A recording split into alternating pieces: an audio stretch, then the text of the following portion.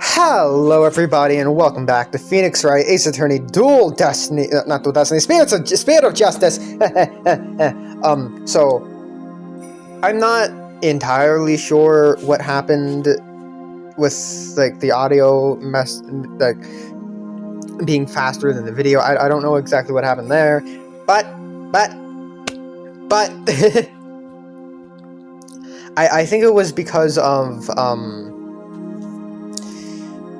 what? I think it was because, shit. Trying to think, what? Come on. Roger, his little thing being him slowing down the frame rate. I think that's what happened. I'm not entirely sure, but I think that's what happened. Probably. Anyways. We're starting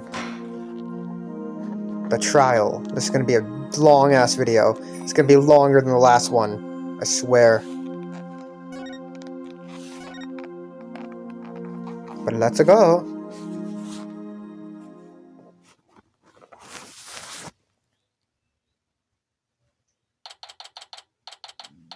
April 28th, 9:15 a.m. District Court. Defendant Lobby Number 3. I'm fine. I'm Apollo Justice and I'm fine. Is Apollo okay? He's been muttering to himself all morning. He's been like that since yesterday. I guess the pressure of today's trial is getting to him. Poor Polly. He's really tearing himself up over all this. Get it together, Apollo! Yikes! Athena, when did you get here? Try to relax a little bit, will you? You're getting yourself way too worked up.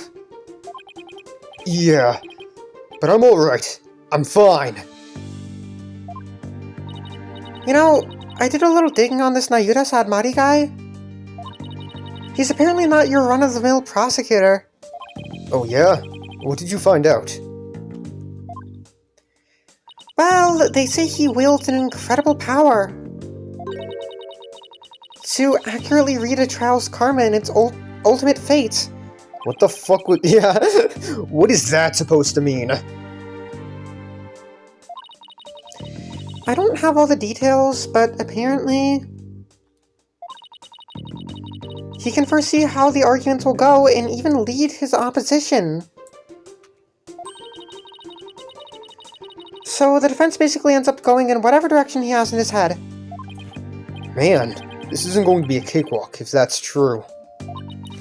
Emma did say she'd talk to him for us, though. Here's hoping that went well.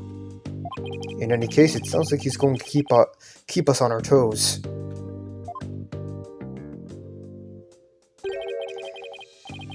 That's why I know you're ready. Why I know I can leave Trucy in the office to you. I believe in you, Apollo. Mr. Wright is putting his faith in me. I can't let him down now.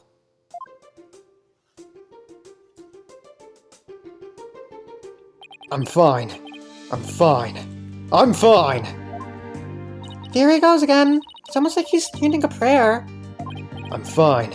I'm Apollo Justice and I'm fine. If you say so, Apollo. The trial will start momentarily. Is the defense ready? Yes, we're fine. Trucy's fate and the fate of the agency rest on this trial. This is it, Justice. If ever there was a time to shine, it's now. I hope Nayuta doesn't tank the frame rate. Because years ago when I tried playing this game, he tanked the frame rate. April 28th, well, on the 3DS emulator. But that was Citra, and this isn't Citra anymore. April 28th, 9:30 a.m. District Court, courtroom number 6.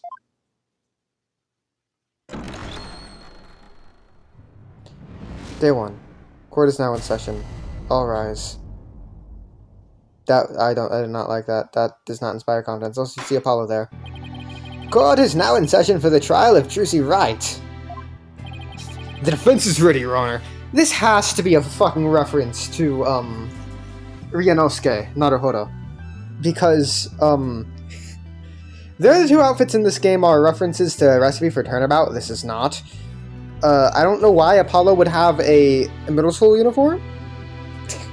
This is... I only ever see this kind of uniform for middle schoolers. I don't know how accurate that is. I don't know if other... I don't know. Ryanosuke has the same uniform. I'm assuming it's a reference to him. Okay, it's not. Okay, good. See, I think what tanked the frame rate when I first played this years ago was the fucking flowing thingy that's floating. I don't know what that is. And the prosecution. Prosecutor Sadmari. 1,000 pardons. It was rude of me to keep you waiting. I was praying for the victim. Oh, praying. Yes, I see. You're a Koreanist monk, right? Correct, prosecutor? Yes, that is correct. I am but a lowly monk from the kingdom of Korean. I beg in advance for the forgiveness and kind patience of everyone here in this court. I am unfamiliar with the proceedings of this country, and may make many blunders. He seems like such a gentle-mannered soul, doesn't he? I wonder if Emma had a chance to talk with him about Trucy. Now then, Prosecutor Sadmari, your opening statement, if you would. Certainly. In the name of the Holy Mother, I vow to guide the victim's soul to a land of eternal peace known as the Twilight Realm. Now, let the last rites of the victim begin. Now you decide, Marty. He's really been making a name for himself, apparently, but... that nickname, Last Rites Prosecutor. I wonder how that will come into play today. The incident took place in the middle of a spectacular magic show. The accused performed a magic trick in which she thrust a sword into a coffin. A coffin from which the body of the victim then spilled out, dead from a fatal stabbing. The victim's name was Man of Mystery, otherwise known as the Great Mysterious. His blood was found on the sword that was used during the magic trick. Autopsy report added to the court record. The victim's real name was Man of Mystery. His blood is on the murder weapon. Such a very on-the-nose name. Both of his names are very on-the-nose. So, his death was just an unfortunate accident. Time of death, April 27th, approximately 10:30 a.m. Cause of death, shock as a result of being stabbed through the back with a sharp blade. The victim's real name was Man of Mystery. So he died of shock, not from the stabbing. Not like... Okay, the blade itself didn't kill him. It didn't bleed out to death. The death was shock. It is only natural for one to assume as such, Your Honor. However, it was no mere accident, but rather a homicide. The prosecution's position is thus, that this was a murder made to look like an accident. I see. And you believe this crime was committed by the defendant? After a thorough consideration of all possible scenarios, I unfortunately had no other choice but to conclude as much. So that's how it's going to be, huh? I guess Emma couldn't convince him after all. Very well. And now let us hear from the defense. Naturally, we maintain that the defendant is innocent, Your Honor. If the defense wouldn't mind, could you please explain your reasoning? My reasoning? Well, I would have to say that my main reason is because I believe in the defendant. I've known her for like 2 fucking years. I see. So you find it difficult to come up with anything more concrete than that, do you? What a fine demonstration of the fact that you are indeed a lawyer of putrid mind. Putrid mind? But Prosecutor Sadmati! Excuse me, but I don't... Oh my god, gang signs!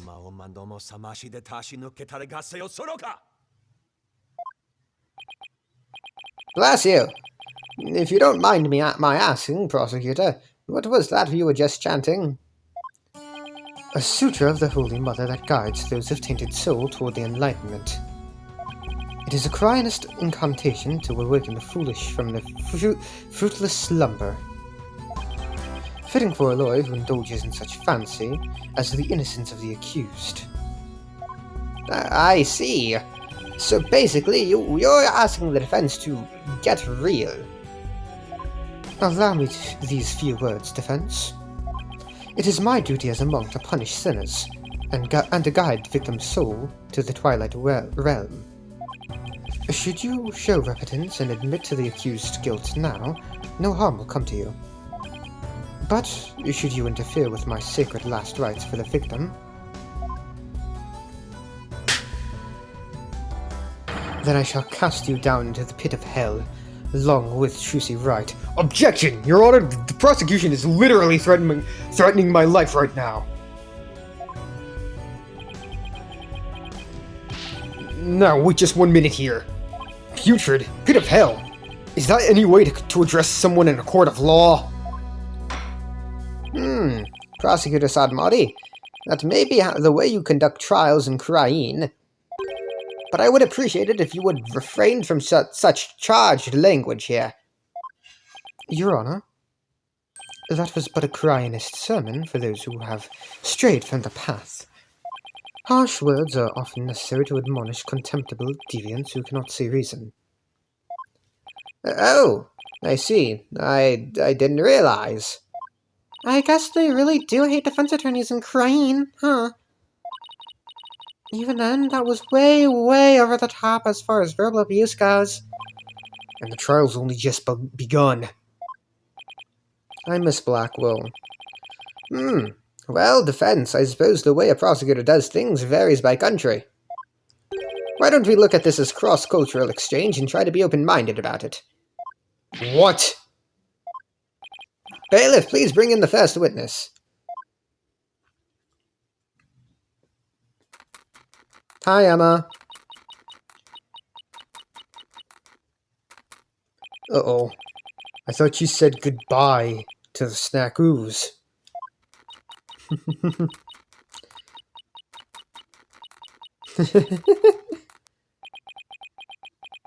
Detective Sky, the courtroom is no place for gorging yourself. I do think, we should have Sadmati here now. Yep, Nayuda Sadmati, age 25, a prosecutor from Cryene. He's also a monk, which explains why he's known as the last rites prosecutor. What's wrong with having a little snack? Girls gotta eat, right? She, seems a little stressed out. Detective Sky, your testimony, please. Yeah, about that. I just want to state for the record that I believe Trucy Wright is innocent. I'm sorry. Detective Sky, this path you seek to follow is misguided. Giving the wrongdoer false hope will only deepen a despair in the end. But let it go and move on. Acts which go against your duty will earn you divine punishment from the Holy Mother.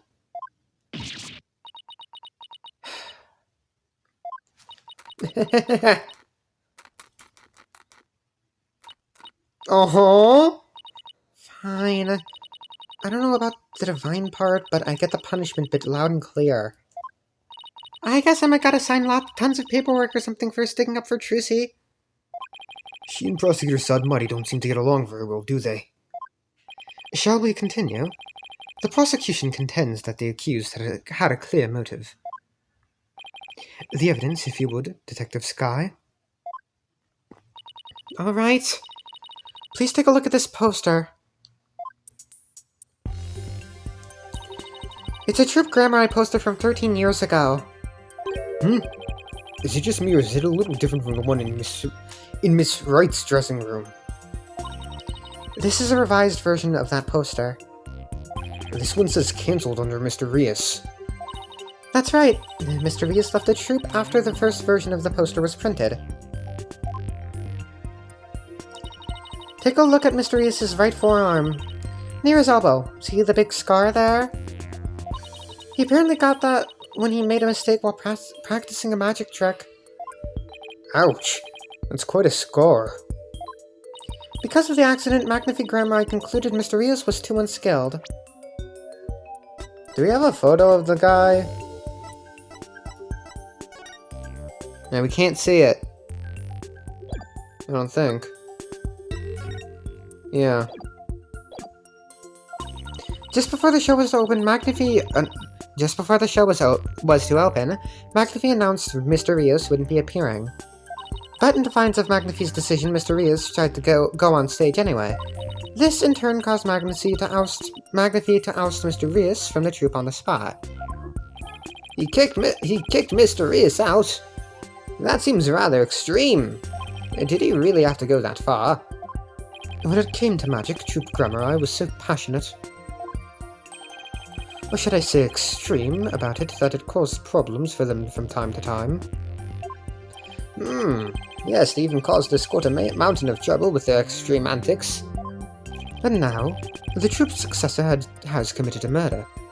It seems the troupe's rare talent was inherited by the right person after all. A putrid talent for criminality.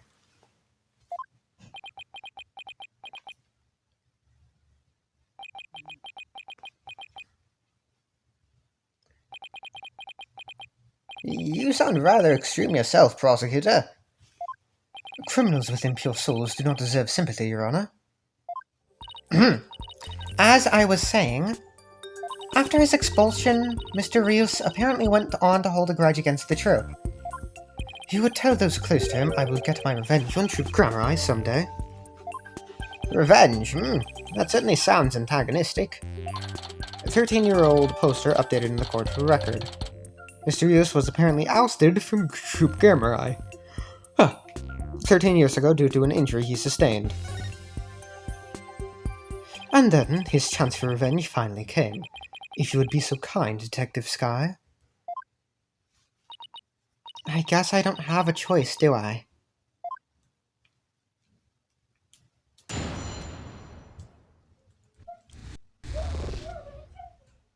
The defendant's motive. The victim planned to get his revenge on Troupe Grammar during Trucy's magic show. Mr. Rios was going to first steal the Grammar notebook from the defendant. He then intended to reveal the secrets behind their magic tricks during the show. That was the victim's plan for revenge, and while he did in fact steal the notebook, the defendant murdered him before he had a chance to reveal the secrets. By the time the accused had discovered the notebook's theft, it was too late. Her only option was to kill Mr. Rios, and make it look like an accident. Objection! That's nothing but conjecture. Objection! The victim's assistant, Bonnie DeFame, gave the police a statement. She testified that just before the start of the show, Mr. Rios said, I'm going to reveal all of Troupe Grammar's secrets on stage today. What? Well, that isn't exactly a great starting point for a rebuttal, is it? You're telling me. Allow me to give you one piece of advice, defense. Oh, and what's that?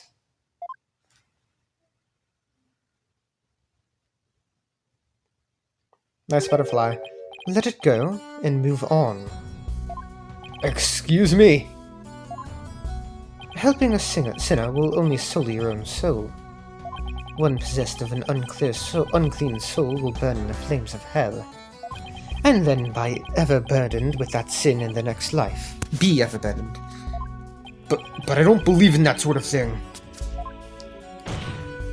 Besides, I have no intention of giving up.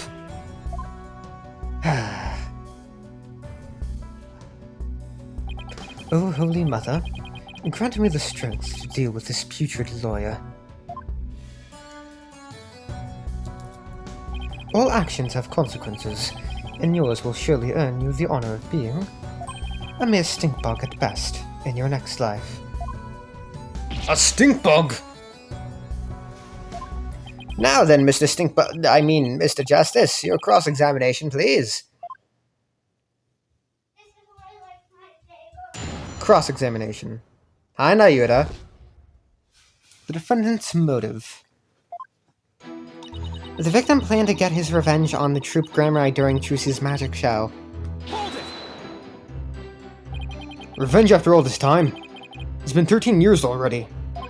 Why now? I know, right? I thought that was pretty sketchy myself. I mean, wouldn't he have done it a long time ago if he was gonna do it? After all. Detective Sky. Self-indulgent outbursts such as those will earn you divine punishment. In the form of a salary evaluation. Eep!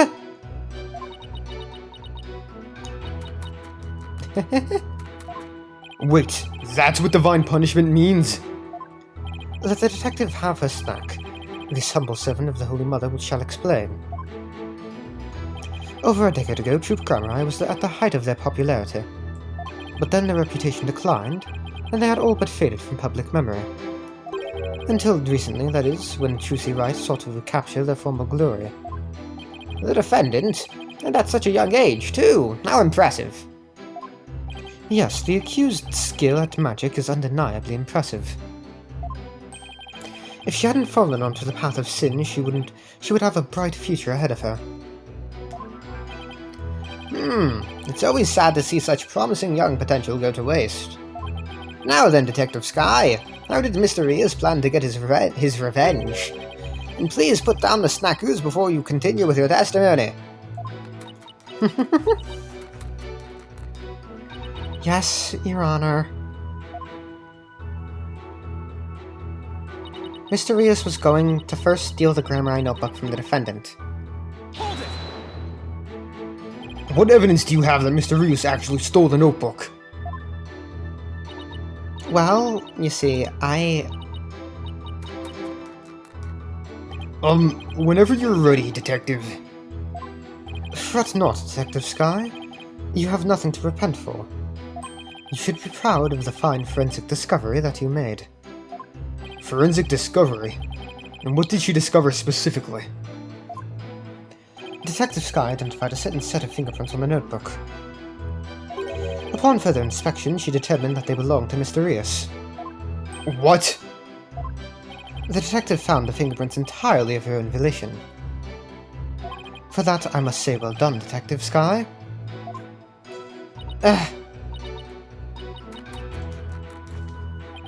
Got a little too addicted to using your precious white powder, did you, Emma? Now, Detective Sky, I would ask you to explain exactly how Mr. Reeves intended to use the notebook to exact his revenge. Alright. Well, first he stole the notebook. He then intended to reveal the secrets behind their magic tricks during the show. Hold it!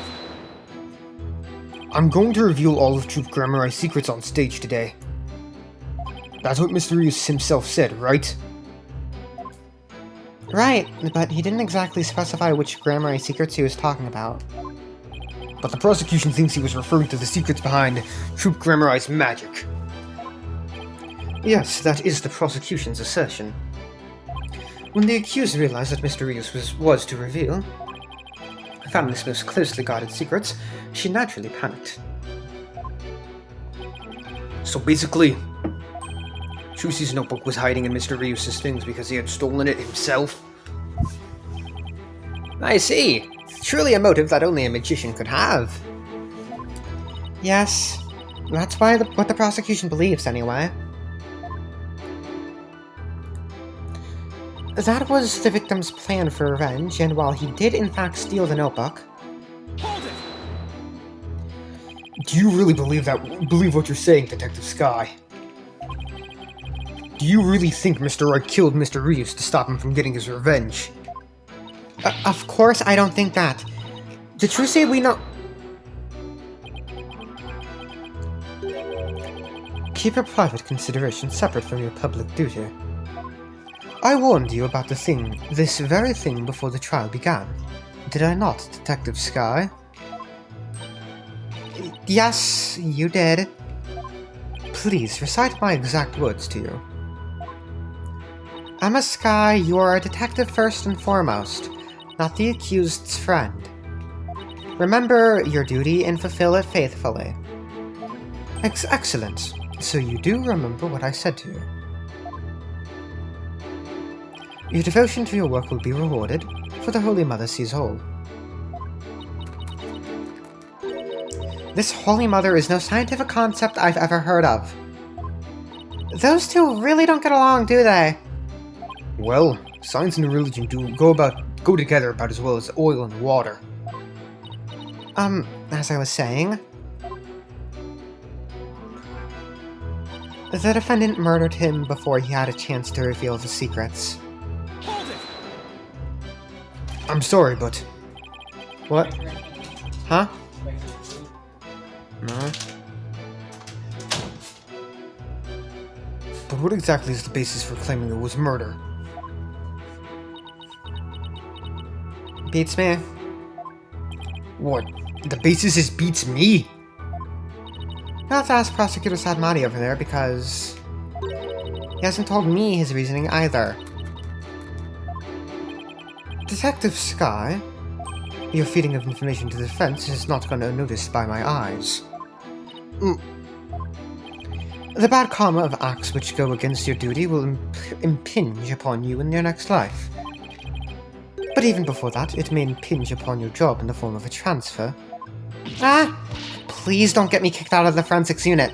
Anything but that. Poor Emma. She's really been risking everything for us.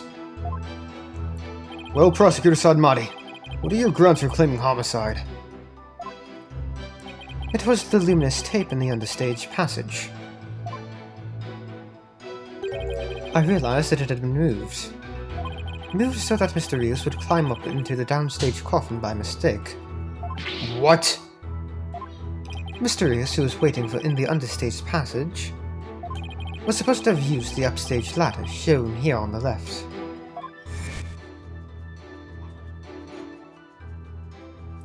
He was to climb up into the coffin that had been set up in the backstage area, after being turned into a stuffed dragon during Act 1. Mr. Rios was supposed to come back to life and emerge from that coffin. But the luminous tape had been moved to the mark downstage ladder. Moved to mark this downstage ladder, okay. So the victim climbed up into the coffin on the stage itself by mistake. The very same coffin the accused thrust his sword into.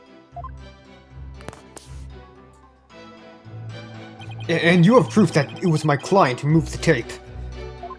But of course, Detective Skye. Oh, that's right. I identified the defendant's fingerprints on the luminous tape.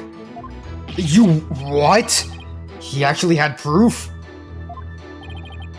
Well, defense, are you finally ready to let it all go and move on? Absolutely not. Detective, please add the information about the prints on the tape to your testimony. The defendant's prints were on the tape. I guess she must have moved it during the show. Hold it! What made you think to check the luminous tape for prints? Well, I bet it was Detective's intuition! I dusted not just the tape, but just about everywhere for fingerprints. Oh? I dusted pretty much every single surface in the theater. I mean, it was so nice to be able to dust for prints without anybody getting mad at me. It's great that you're enthusiastic, Emma, but there is such a thing as too enthusiastic. The tape was moved. To guide Mr. Rios into the coffin that was downstage. If that's true, it does sound like a murder rather than an accident. It certainly doesn't help that Trucy's prints are on the tape. Ah. I wish I knew what sound would even be appropriate to make in this situation.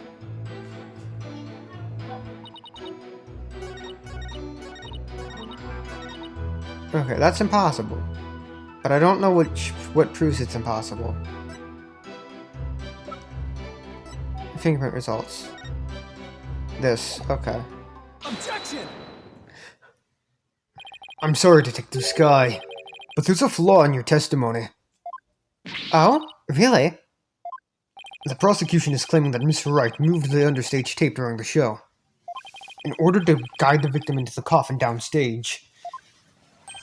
But it doesn't make sense that she would leave prints on the tape at the time. It doesn't. Please consider the fingerprinting results of the main coffin, which shows that not one of my client's fingerprints were found on or in it. That's true. We didn't find any of her prints on that coffin.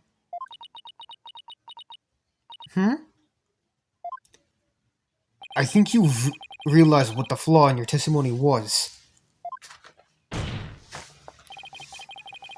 Claiming Miss Wright left prints on the tape during the show is inconsistent with the facts. Because she was wearing gloves during the show. Oh! She must have left the prints sometime before the show started. In other words, her prints do not prove she moved the tape to mislead the victim. The prosecution's investigation was insufficient. Apollo's objection team. Fuck, I didn't read that. Oh my! But on a personal level, I'm very happy about that. Well, Prosecutor Sadmati, if the defense's argument is true, then you have no evidence the defendant moved the tape to deceive the victim. I see. Apparently, the defense is more intelligent than I had thought.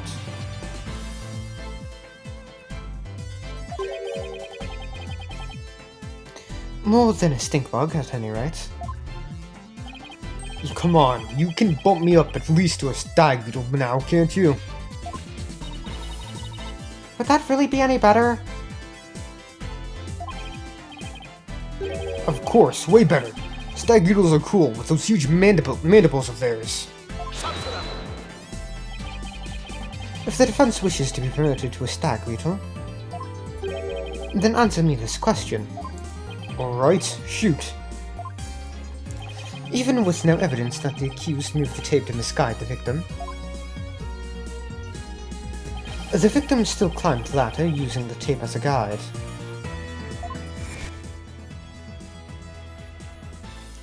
And entered the coffin on the stage. The accused then thrust a sword into said coffin with the victim in it.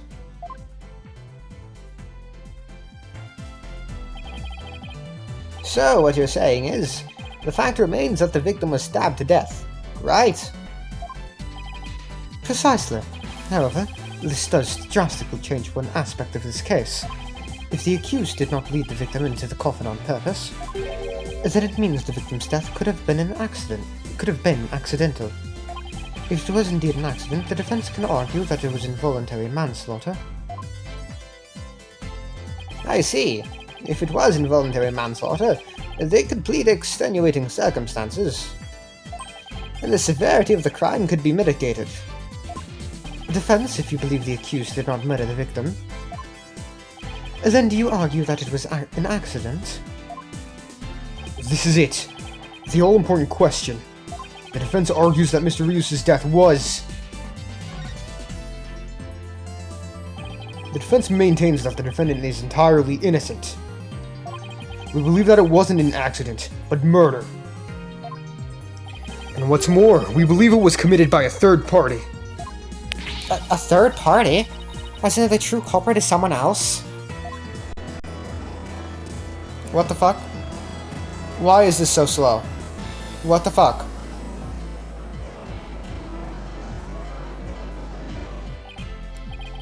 Why? Why was it so... It was doing well in Krain?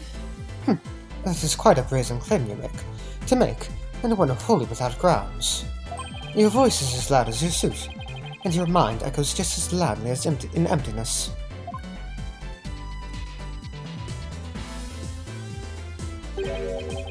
Surely you were but a loud red pepper in your previous life. I've been demoted to a vegetable. Wow, I didn't know a person could be reincarnated as a non-sentient plant. In any case, I do have grounds to make this claim. Let us hear this reasoning of yours, then. Alright, but before I give it, there is one question that we need to address. If the victim was killed by some third party, then the sword of the defendant thrust into the coffin wasn't the cause of death. If that's the case, then how did we wind up with the dead body inside the coffin? A very good question. Now, let's hear your opinion, Mr. Justice.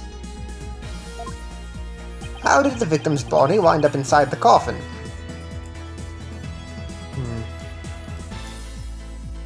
He's killed under stage. What if the victim was killed under the stage before being put into the coffin? In other words, what if the victim was already dead in the coffin from the get-go? Oh, I see. In that case, the defendant's sword wouldn't have been the cause of death. How do you respond, Prosecutor Sadmari? That is the third time. The third time of what? Hiya!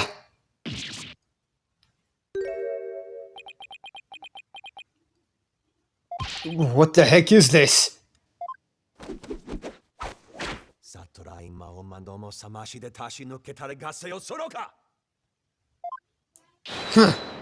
Ah! Ow, ow, ow, ow, my head! What do you think you're doing? Even the merciful Holy Mother loses patience if she is struck 3 times. Since you never learn, you needed to be punished. Why don't you let me worry about what I need and don't need? It is what you deserve for interfering with my sacred last rites for the victim. You're a brainless lawyer chasing phantoms. You know nothing. Let this humble servant of the Holy Mother give you an edifying sermon.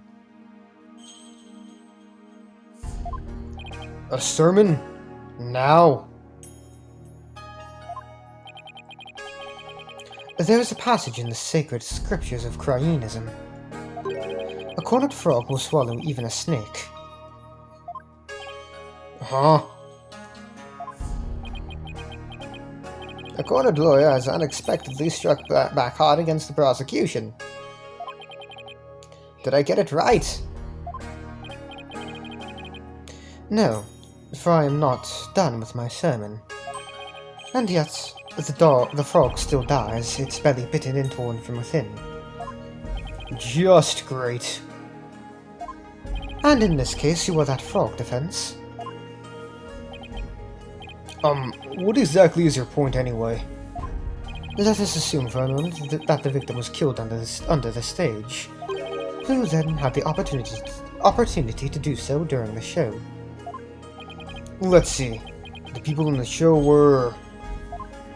Bonnie DeFame, the victim, Mr. Rios, and Trucy Wright. Bonnie DeFame was on stage throughout the entire show, as easily confirmed by the footage from the show. Which leaves us with only one suspect, Trucy Wright.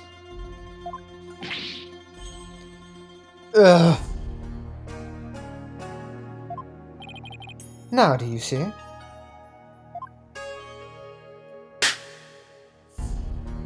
The accused killed Mr. Reeves as he waited on standby in the understage passage, and then placed his dead body in the coffin above, thus making the murder look like an accident. No!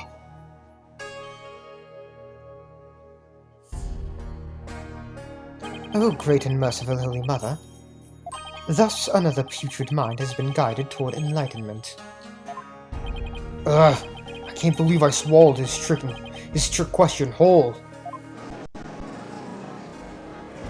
I don't like this. Why is it doing that here?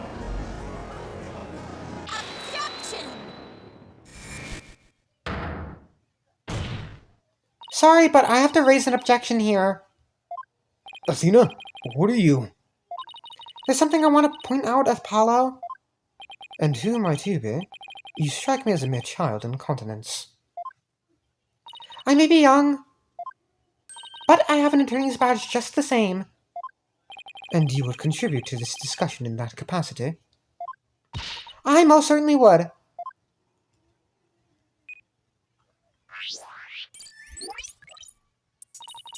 You argued that the defendant killed the victim under the stage. But let me remind you, Miss Wright is a girl. Clearly, you didn't raise an objection simply to point out such an obvious fact. Your Honor, please send for this little child's guardian to come take her home. But I'm not done with my sermon. You don't need to talk like Prosecutor Sodmani, you know. Listen, if the victim was killed in the understage passage, then his body would then have been hauled up to the stage, right? However, Miss Wright is a young girl, and a pretty petite one at that. She couldn't have possibly have hefted that large body up and put it in the coffin. That's true.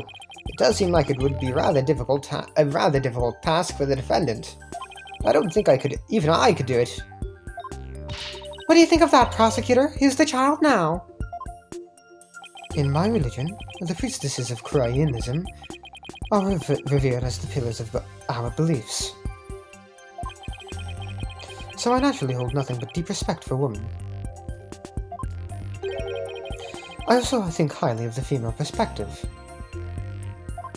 Says the man who called this fair maiden a little child. Who's a fair maiden? I agree that your point is worth discussing, defense. How, indeed? Was the dead body raised up into the coffin? By the accused, Tracy Wright, that is. You're committed to pointing the finger at her no matter what, huh? Then you explain how that'd even be possible. But of course.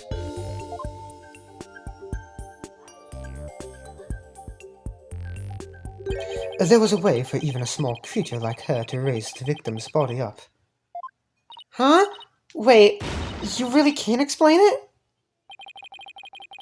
I foresaw that our arguments would come to this, so I have prepared a witness.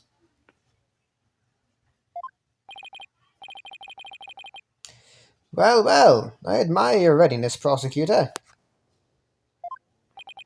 It is not that difficult when one can read the ultimate outcome of any trial. He couldn't have really predicted that things would turn out like this, could he? It's pretty hard to believe. Excuse me, but may I step down now? Yes, I suppose you may. One moment, Detective Sky. I'm sorry for, the way I handled all of this. You did a fine job, Detective. Your testimony was invaluable. It was? Yes, you served well as a detective, and did not allow your personal feelings to interfere. You overcame the conflicted emotions you felt, and performed your duty admirably. You will be rewarded for your fine work. Oh, thank you. I hope we can work together again in the future. Emma seems bewildered by the unexpected praise. I guess he's a pretty nice person, like they say, as long as you're not up against him. Now then, let us call the next witness.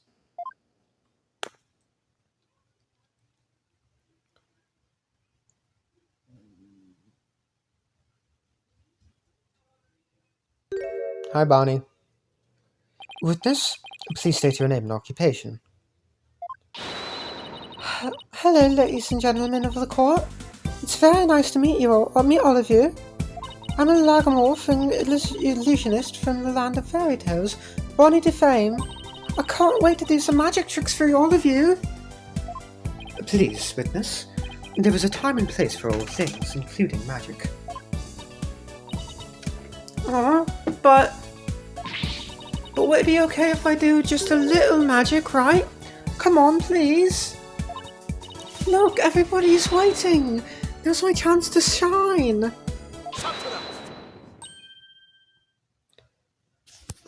That is your second time. My second time doing what? There will be no further warnings. You should know that from our preparatory meeting, correct? Yeep. Is no one exempt from His Holiness's rosary of suffering? May we have your testimony, witness, once you've recovered from your disappointment? Well, as a huge fan of Trucy's, I don't really want to testify against her. But I guess I have to, don't I? As a huge fan of Trucy's, huh? I hate her. I loathe her. I can't stand that Trucy, right? Just because she's a little good at magic, she thinks she's all that. So this is exactly what that snivelling brat deserves. Sure, you're a real fan, all right. Of destroying Trucy, you mean? Witness testimony. The understage passage. I really can't believe that Trucy killed Mr. Rias. I guess it's possible for a small girl to lift a dead body if she used the stage lift. Is it possible? Could Trucy really have? If Trucy did use a stage lift, I think she must have used the stage lift too. It was on stage for the entire show, by the way. You were on stage the whole time. And you're sure about that? There's no question.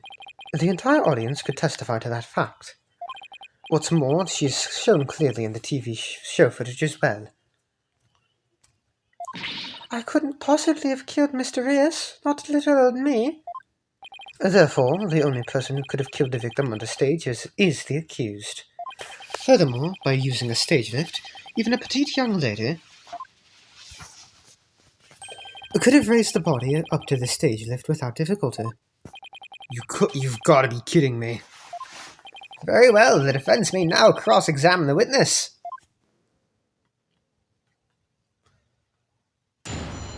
Cross-examination. The understage passage. I really can't believe that Trucy killed Mr. Rias. Hold it! You said you are a huge fan of Trucy's, isn't that right? Oh, yes. Yeah, I even became a magician because I wanted to be just like her. The first time I saw her, she was performing at the Wonder Bar. She was only in junior high back then, but she got up on stage with tons of confidence. And then she proceeded to win my heart with her astonishing tricks and winning smile. She certainly sounds like she means all of that. So, finally being able to perform with her must have been quite a treat for you, right? Oh yes, after all it was my chance to have her see me. Not just as a fan, but as a fellow magician.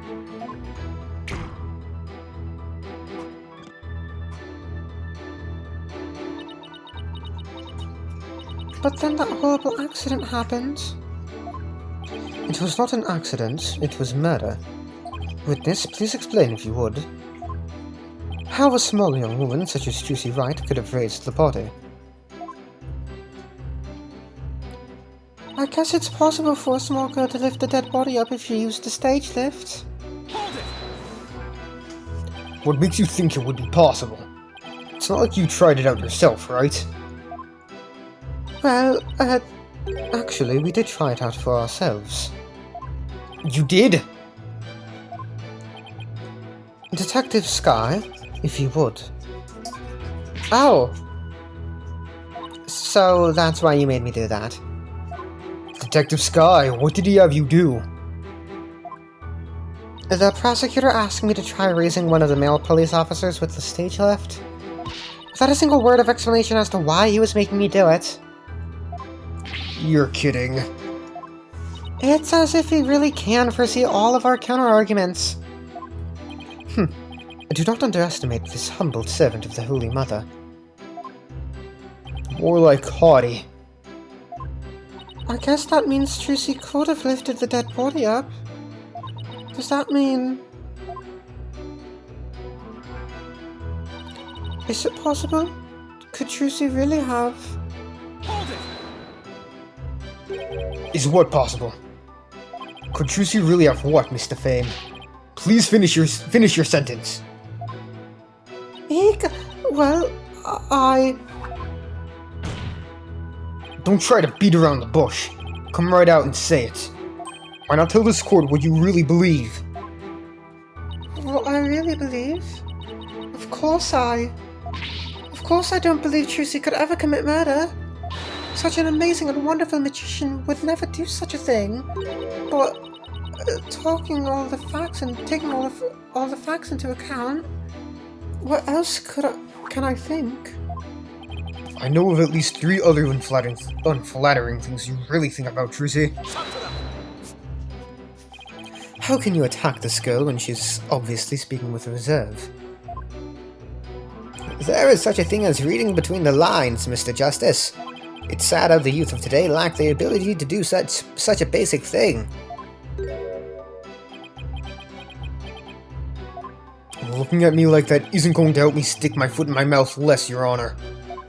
Witness, please describe what the accused might have used to lift the dead body. Alright. If Trucy did use stage lift, I think it must have been... I think she must have used stage lift number 2. Hold it! Stage lift number 2? You mean the stage lift shown here on the left? Bum bum, bum bum bum. That's right, with the stage lift. I think even a small girl could easily lift a dead body up to the stage. And so that makes her the murderer, in your opinion? Of course not. I believe in Trucy. Like I said, I'm a huge fan of hers. Oh, brother. How long is she gonna keep this act up? Defense, what position was stage lift number 2 in after the show? Let's see. If I recall, it was in the fully raised position. Ugh! And the reason it was why it was fully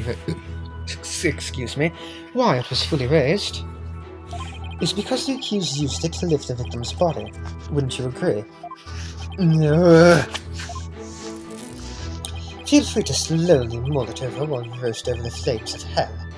You evil red pepper. So now I'm also evil?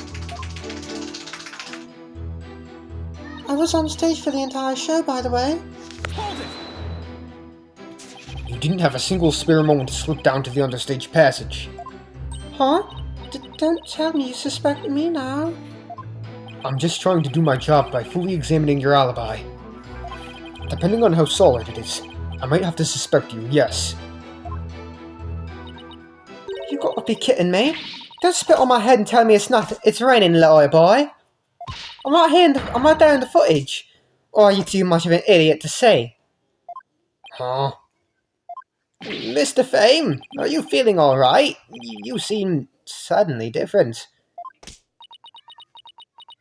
Oh, oops. Where did that come from, right? Oh my, I seem to have snapped there for a second, didn't I? Teehee. You didn't just snap, you broke character just now. In any case, I was on stage the whole time performing magic. I mean, you saw me in the footage, right? My dazzling and flawless performance. Flawless? That's odd, considering what you told me. You said that you'd made a mistake with where you positioned Mr. Hat. Mr. Fame, to what is the defense referring to? Well, I made a little mistake on stage. I was in charge of operating Mr. Hat, you see.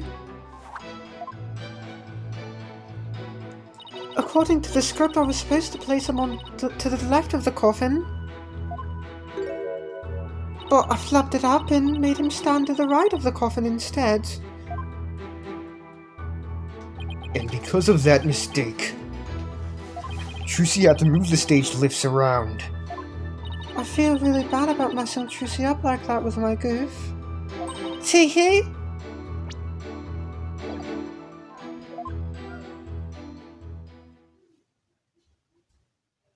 Darn it!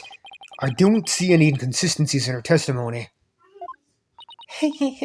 Now do you know who the real killer is? Come on, Gramps. Don't just sit there. Hand down your ruling pronto. Do it quick before you keel over up there. I beg your pardon? Oops. Oh, what's gotten into me? I'm so sorry. I give her another 5 minutes before she tears off that mask. Well, Defense. Are you ready to let it all go now? Of course not.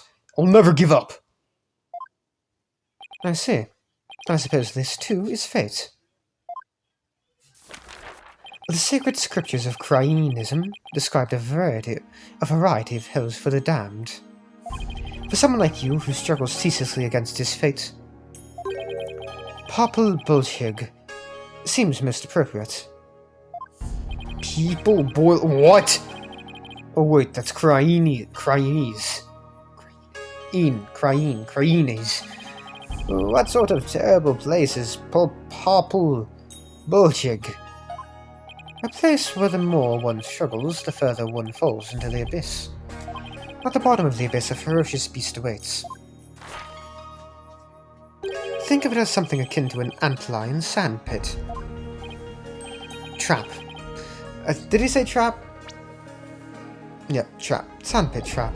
Oh, there's one of those in my backyard! Wow, Cryinist's hell is closer to home than I thought. Now then, it would appear that the witness's testimony supports the prosecution's claims. That the defendant is the only one who could have killed the victim on the stage. Gah! How are we supposed to get out of this jam? Hey, Apollo, if you can't find any contradictions, maybe it's time to use analytical psychology. You mean... I heard some discord in Bonnie's voice while she was testifying. See? Would you just picking up on the noise in her heart, too?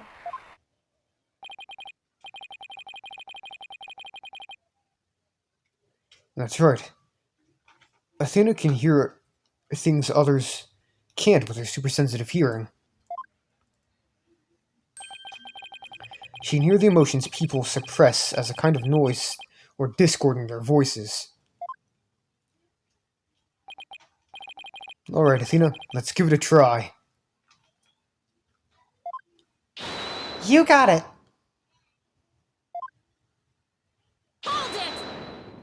Your Honor! I'm afraid that our witness, Miss Defame, is suffering under a terrible traumatic stress due to this horrible incident. She is? Yes, what with that terrible death on stage, and her beloved Trucy getting arrested, she's under awful strain and shock. In fact, I don't know how much more she can take before she is unfit to testify. What? Oh, I've heard of that. What is it called? Postal stress disorder, right? It's where a person becomes uncontrollably angry, I think. I read about it somewhere. That's going postal, Your Honor. This is PTSD. Oh my. So that's why the witness acts so hostile at times. As if she were a different person. Yes, and I think her condition is clouding her memory of the incident. Therefore, I suggest a short therapy session for the witness. Hold it! Huh? Therapy? You don't know the first thing about my magician's mental strength. I've risked my life jumping through rings of fire and having my body sawn in half. Oopsie! Boy, I have to watch my temper, don't I? Is he hit? I like the bunny though, the bunny's cute. Miss Sykes, please do whatever you can to help this unfortunate young lady. And what exactly is this child planning to do, Mr. Justice? With her super-sensitive hearing, Miss Sykes can hear a witness's true emotions. Simply from tone and inflection, she can tell exactly what a person is feeling. I can even pick out feelings that a witness is trying to suppress or hide. Widget projects the emotions I hear into the mood matrix where I can analyze them. It sounds like some sort of spurious devilry. Although I find it hard to believe, I must ask. How do emotions constitute evidence? Well, I won't say that emotions can be taken as evidence per se. I have seen how instrumental Miss Sykes' work has been in cracking a case. Therefore, I wholly support giving it a try. I see. If you are in favor of it, Your Honor, then I have no objections. Even this mere monk can see that something disturbs the witness. I'll disturb you. Oh, thank you for understanding, Prosecutor Sadmati. Apollo, you remember how to conduct a therapy session, right? You want me to lead the session? Of course. You're the lead on this case, after all. Fair enough, but, do I need a refresher? I think I still remember from the last time, so let's get right into it. Okie dokie. You ready, you ready, Widget? Let's do this!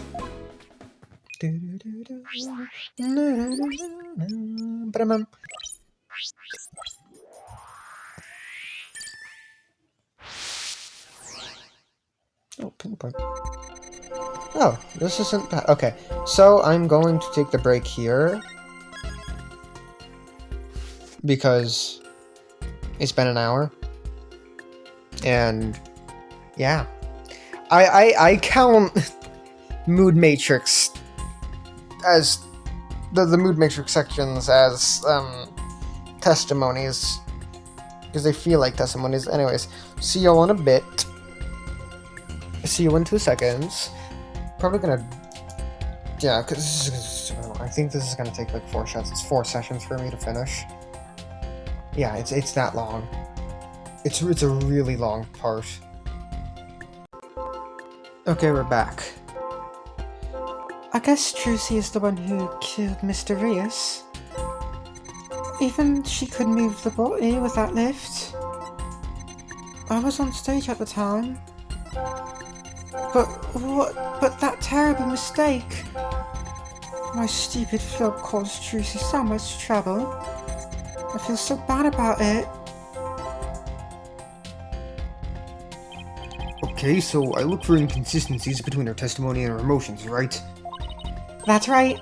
Like if she says, I was so happy when the sad marker is lit up. Or if the sad marker doesn't react even though she says she was feeling down. Even when you find an unexpected emotion, go ahead and... When you find, not even when. Go ahead and pinpoint it. Okay, I'll give it a try. Okay, it's the last one. God, fuck me. I'm very smart. 1, 2, 3, 4, 5. I feel so bad about it. Got it! I have to say, Mr. Fame, you certainly are a strange one. Even though you said I feel so bad about it, it seems you were feeling happy about it.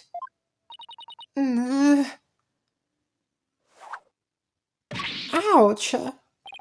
I think I can guess why you were feeling happy. It must be because... I think you were happy because you messed the defendant up. I'm right, aren't I? You gotta be kidding me. Well, I'll be happy I messed Trucy up. I'm a big fan of hers. Because we saw you. I hate her. I loathe her. I can't stand that Trucy Wright. Just because she's a little good at magic, she thinks she's all that. So this is exactly what that sniveling brat deserves. We saw how you said you hated Trucy Wright. How you were glad she was in trouble. And even how it was what she deserved. Ouch! It looks like I hit the bunny on the head, so to speak.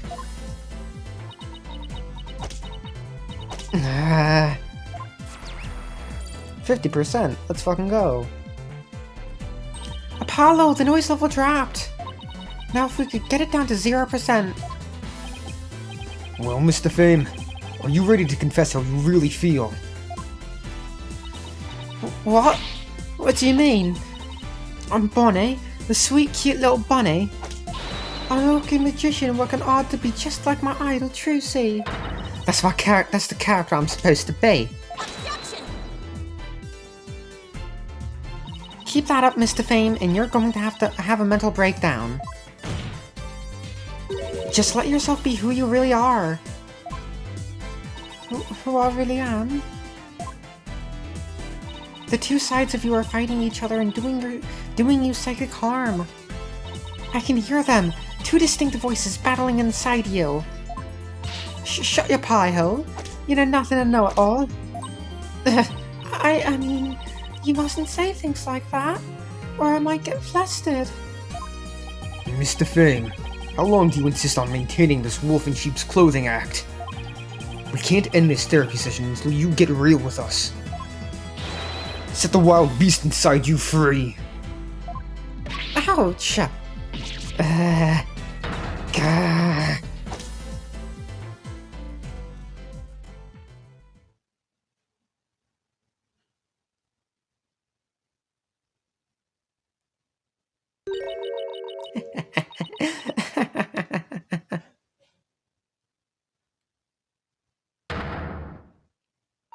Don't make me laugh. You don't know a dang thing about me. You want to see what I really am? Who I really am? Fine, take a good look. Bats.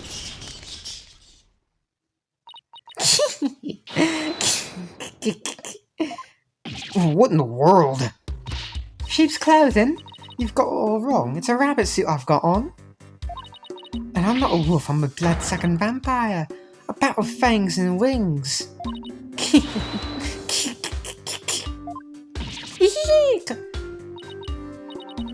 I think we just opened Pandora's box. I'm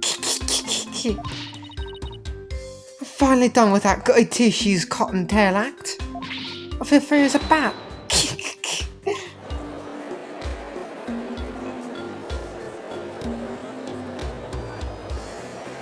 Is this Naruto causing this, or is this being in America causing it? Defense! Your therapy session has taken a turn for the worse from the looks of it. There's a perfectly good explanation for this. Isn't there, Miss Sykes? Me thinks I created a monster. We blew it! Hey you, lobster boy! Who, me? You think I'm glad Trucy is in trouble? That I think she's getting the just desserts? Well, guess what? You're right! Does this mean you admit to wishing the defendant harm?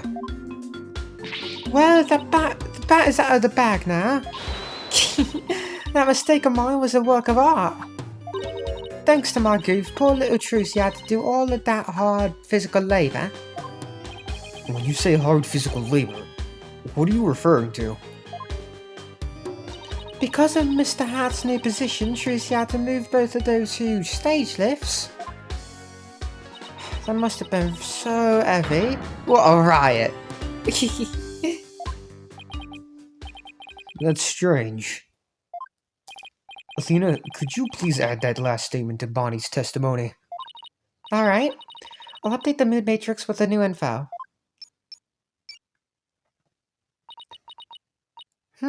Hey, Apollo? Now there's a new inconsistency in the testimony. Yeah, she finally slipped up. So what do I need to know? Well, from this point onward, you just do what you do best. Find the contradiction in the testimony and present evidence to refute it.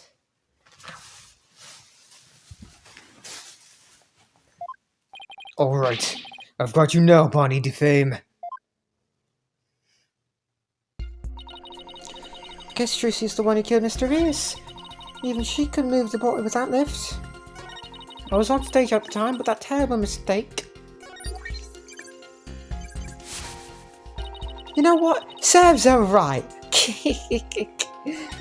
Thanks to that, she ended up having to move the stage lifts. There's definitely a contradiction in her testimony. So just present evidence like you always do. And since we finally found something, I'd say we can call the therapy session a success. You call Batsy McBatty over there a success? Okay.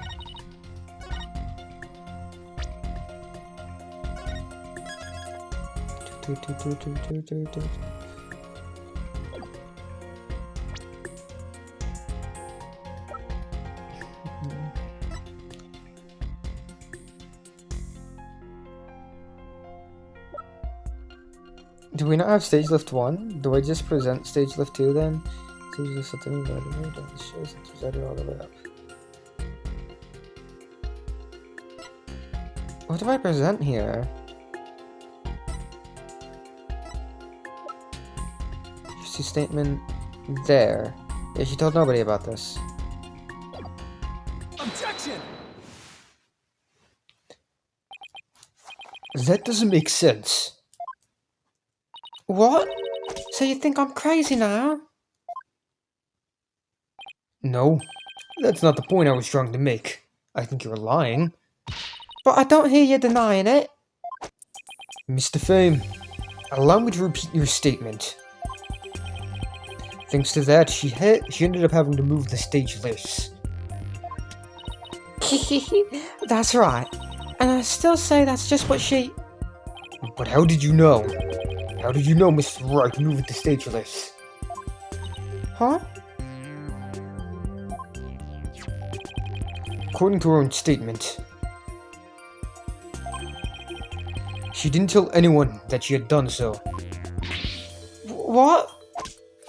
So how could you possibly have known what she had done unless you saw her? You saw Miss Wright moving the lifts in the understage passage, didn't you? Yeah.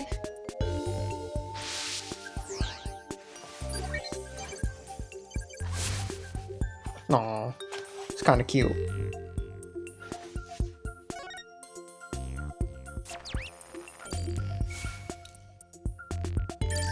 Bye-bye. You did it, Apollo! Noise levels are at 0%. But, Mr. Justice, wouldn't that mean... Yes, Your Honor. Mr. Fame herself was under the stage where the victim was killed. And I hardly need to tell the court what that means. You are one artful liar, Mr. Fame, and one spectacular suspect. Yeah.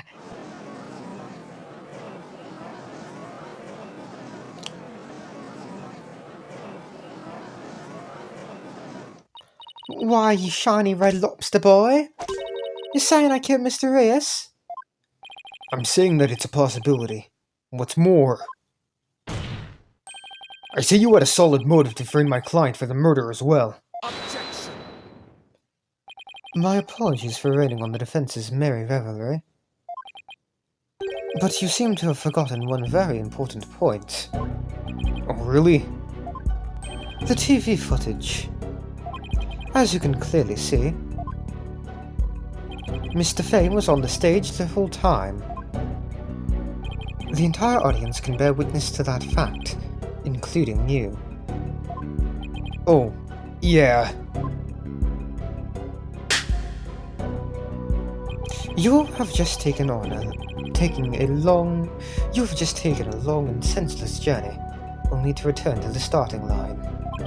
The witness could not have been in the understage passage, which means the only one left who could have killed the victim is the accused. Guess the party's over. But Mr. Fame knew something that she couldn't have known unless she was under the stage. How do you explain that, Prosecutor Sadmati? It's quite simple. The accused must have told Mr. Fame about it, but then forgot. Sorry. Excuse me. Ha! Open those useless eyes of yours and take a good look at the footage. If Mr. Fame really was in the understage passage, It would mean she was on stage and understage at the same time. You mean she was in two places at once? That does seem to be the only explanation that makes any sense. It may be an explanation, but I'm not so sure about the make sense part. But then we'll just have to make it make sense. Your Honor, the witness was both on stage and understage at the same time. This is the defense's assertion. I've heard some illogical things come out of you before, but this is absurd. I'm sure you'll change your tune once you hear my reasoning, Your Honor. My gut tells me you're bluffing, but I'll bite. Very well, Mr. Justice. How do you explain how the witness was in two places at once?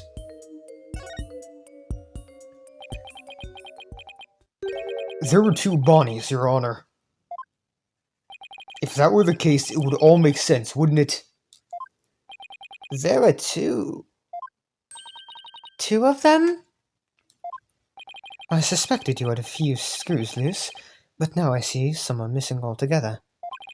Is there a toolkit in this courtroom, Your Honor? I suppose two? No. 3 screws to the head of should Wright in his putrid brain. Very well, bailiff. Could you... No, wait! Please listen to my argument. Very well. I suppose it wouldn't hurt to at least give it a listen. As was argued earlier, Mr. Fame is shown in the footage the whole time. But at the same time, she was also watching Miss Wright in the understage passage. It's so weird hearing Miss Wright and not Mr. Wright. The only possible explanation is that there are two Bonnies. That almost sounds like it makes sense. What do you think, Prosecutor Sadmati? This humble servant of the Holy Mother is of the opinion that we should lose no time in replacing the defense's many lost screws.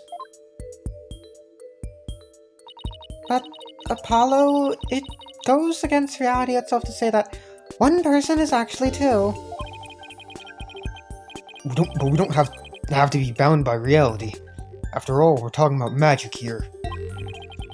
So, if the Bonnie defamed in the footage is the real Bonnie, then the Bonnie here on the witness stand, the one who must have been under stage, this Bonnie defame, is our second Bonnie. She is? Say we call the one in front of us Bonnie number 2. I believe I have just a piece of evidence to prove that a Miss Bonnie number 2 exists. Oh, then please submit your evidence, Mr. Justice. What proves the existence of a Bonnie number 2?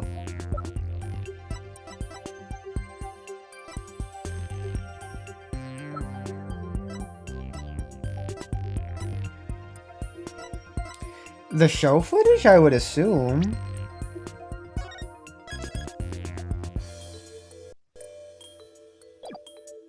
Take that! Nope, that piece proves the existence of a second Bonnie. Isn't it obvious, Your Honor? Not in the slightest. What a coincidence. I was thinking the same thing. But this should be plenty obvious. Yikes, I really made him mad that time.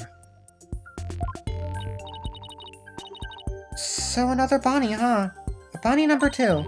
She's basically some yet unknown third party that was there in the theater, right? Exactly. I believe we have a piece of evidence that proves such a person exists.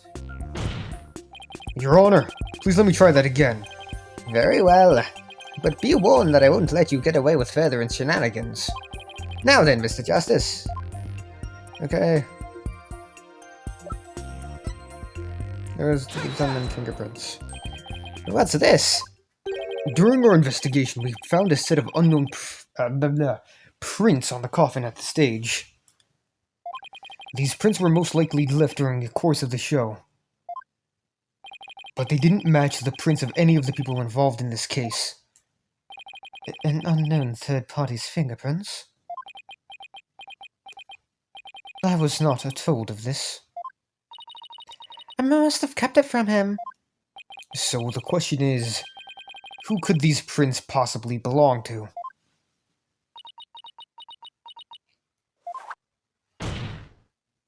Mr. Fame, or should I say Bonnie number 2?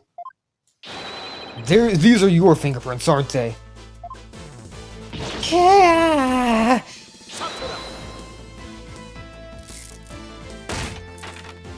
Enough of this foolishness. One person could not possibly be 2. Those fingerprints could have been left, not only during the show, but at any time. Objection! It's not like you to lose your cool like that, Prosecutor Sadmati. And I'm sure you know that. Exactly when the fingerprints were made is not the main issue. What do you mean by that, Mr. Justice? The issue is who do these unknown prints belong to? They're certainly not Bonnie DeFame's. But what if they belong to the person standing right in front of us? Oh! You mean Bonnie number 2 is the second Bonnie? Yes, Your Honor. That's why she's called Bonnie number 2. Is that what you're implying? It's preposterous to suggest that those prints belong to the witness. I say they must belong to some other unknown individual. Prosecutor Sadmati, can you really look at her and still say that? What are you looking at? Take a picture, it'll last longer. How could this be? If we check her prints, I'm sure they'll match the unknown set. Well, Bonnie, the prints that don't belong to the real you belong to you, don't they? Bonnie number 2. Key. Witness, is what the defense has said true? Fine, I admit it. The fingerprints are mine. Then does that mean you aren't Bonnie DeFame? What? Ridiculous.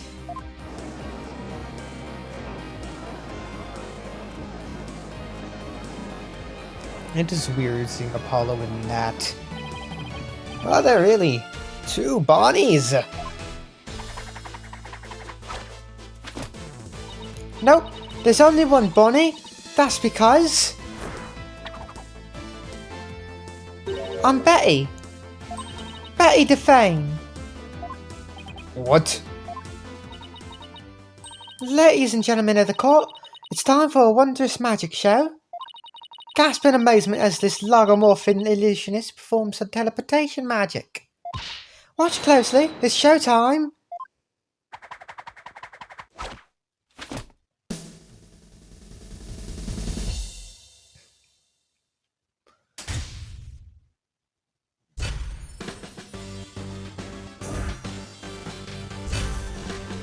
No.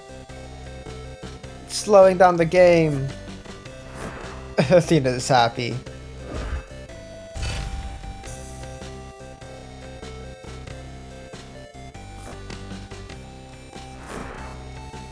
How does that even work? Hi guys.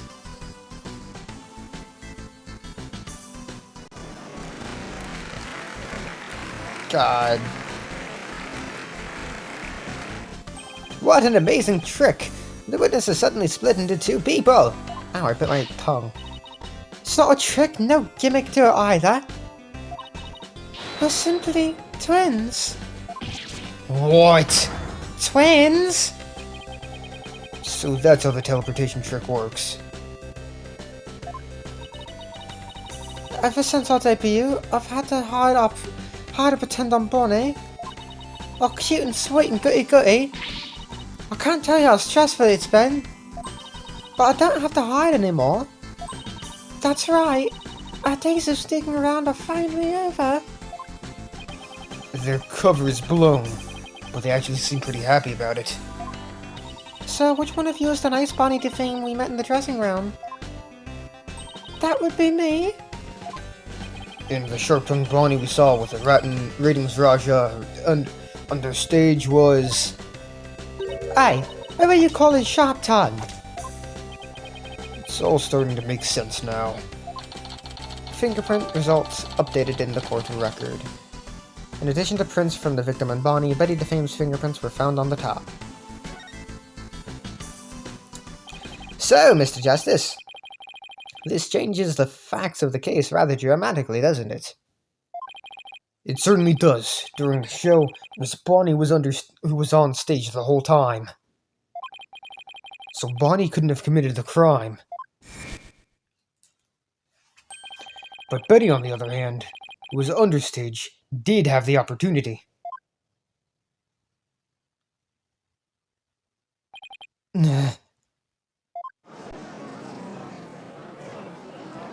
God. It slows it down so much, I don't like that. Well, so we now have two suspects. Hold it! Wait just a minute there, Lobster Boy. I didn't do it. I love how she still calls him Lobster Boy, even though I'm wearing the thing. Yeah, I guess next case we'll see, we'll know whether it's Sadmati causing the thing, the slowdown, or if it's being in the United States. Because next case is another crime case. That's right. Betty might have a... That's right. Betty might have a foul mouth, but she'd never kill anybody. Hey, who's got a foul mouth here? Hey, leave her alone. Oh, well, speak up, huh? Hold it! Please save your sibling squabble for later. Betty, you must have been in the understage passage during the show. Otherwise, you wouldn't have known about the stage lifts being moved. So what exactly were you doing down there? Fine, I'll testify. Anything to get you off my back. Prosecutor Sadmati, Betty DeFame is ready to testify. What do you say? Betty, you lied to this humble servant of the Holy Mother. Hey, what else could I do? I couldn't blow a cover and ruin our magic act. Besides, am I gonna go to your Twilight Ed or whatever for being a liar? You will indeed. However, it won't be after your death. Rather, I shall give you a taste of your punishment on this mortal coil. In interrogation hell. Eek! Don't threaten the fucking witness. Now then, Betty DeFame, please explain to this court what exactly you were doing under the stage.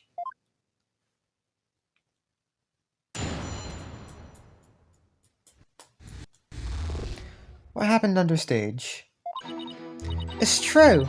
I had business in the understage passage because of the upcoming trick. It was the fire trick, right? The one Mr. Rios was supposed to do. That's right. It's a very dangerous trick, so I had to make sure we were prepared for it. It was in the script, and I really wanted to see it, but I couldn't because of the accident. Shut up! You're gonna give it away! Anyway, I was real busy. Yeah, way too busy to have the chance to kill Mr. Rios.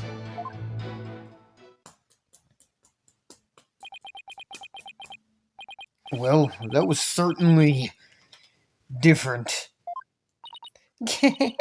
Now how's that for a flawless testimony and alibi? No. Stop slowing down the video game. Aww. My magic's real. It's not a trick or a gimmick. How's she doing that? Oh, she's lifting her up. Oh, my, she's floating. Your Honor. You can see she's being held up from below. You're supposed to pretend you didn't see that. It's a little something called etiquette. But I can't help it. Whenever I see a contradiction or inconsistency, I just have to point it out. Now then, the defense may begin its cross-examination.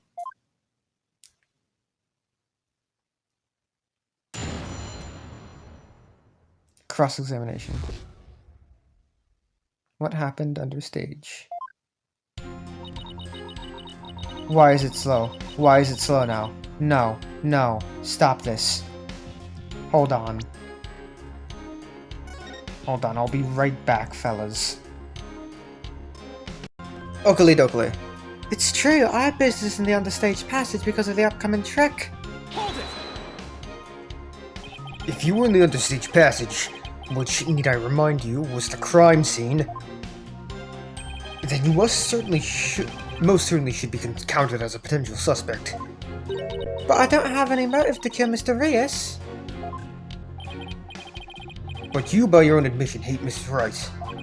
When she was arrested as a suspect, you said it was what she deserved. Objection! So you believe the witness killed a man, simply due to a dislike of Trucy Wright? As a motive, it is not that. Is that not improbable at best? But what if her hatred caused her to bear a strong sense of malice against my client? Look, Trucy just made me mad, that's all. I mean, even though she's younger than me, she's got so much skill and popularity. And she's cute, besides. She makes me so mad I wish she would drop dead. Betty, don't talk like that. Shut your trap. Why are they slowing it down so much? I don't like that. Why are they slowing it down? So was it just simple jealousy? Say, Betty, that next trick you were getting ready for.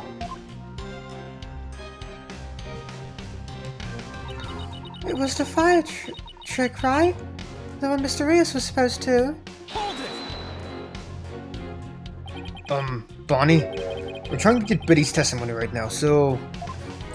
Oh, right, I'm sorry. You can step down if you'd like. I'm worried about Betty, though. She can lose her temper and say awful things sometimes. Hey, what are you, my mother? Don't forget, I'm the little sister. You get that? Neep. Yes, I got it. I guess I'd worry about Betty constantly blowing her top if I were Bonnie too. So Betty, you were down under stage getting ready for the fire truck, were you? I don't know why it slowed down so much with them. That's right. It's a very dangerous trick, so I had to make sure we were prepared for it. Hold it! And you were taking every necessary precaution, is that right? Of course! Every precaution. After all, it's a very dangerous trick that uses real fire. I mean, we had to be ready in case the curtain caught fire or something, right? By the time people realize it wasn't a part of the act, it might be too late, huh? If by people you mean Athena Sykes, then yes. Wow, a fire trick. That sounds really impressive. Your beer will go up in smoke, old man.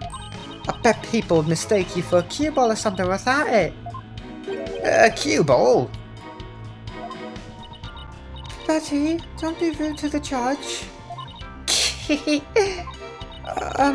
Betty, you know that fire trick?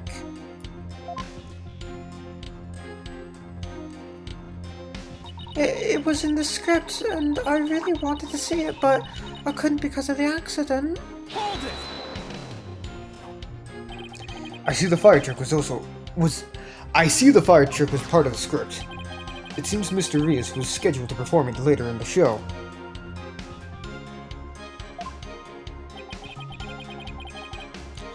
Did you not get to see him practice it beforehand?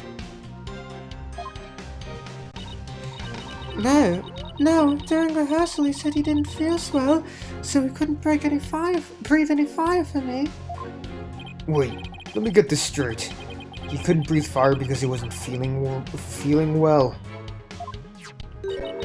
My magical powers appear to be on the wane today. That's what he said. So it was just a part of his usual The Great Mr. Ryu shtick. It's really too bad I didn't get to see the trick because of the accident. Which was completely unexpected, of course. Hi!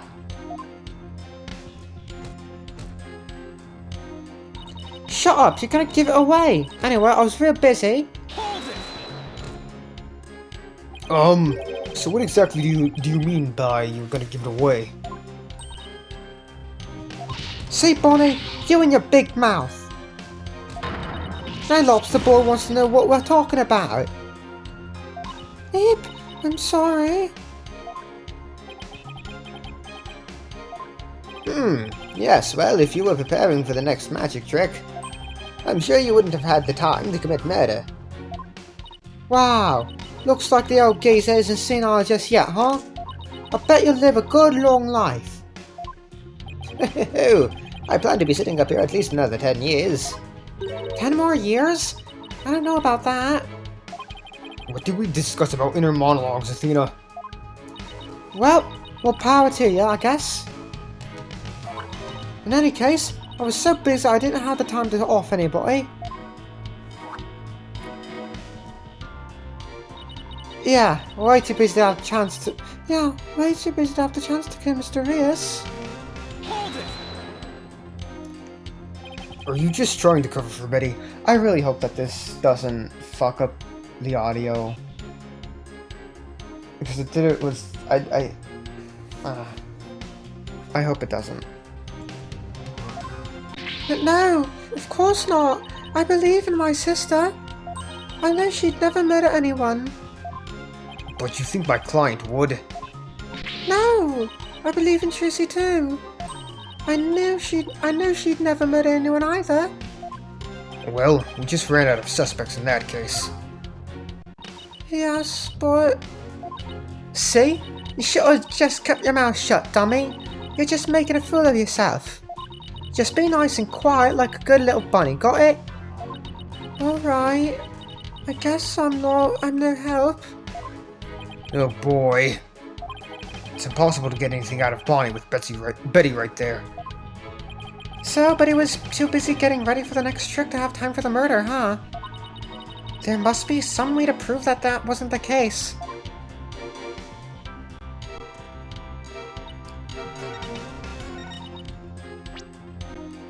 Where is it?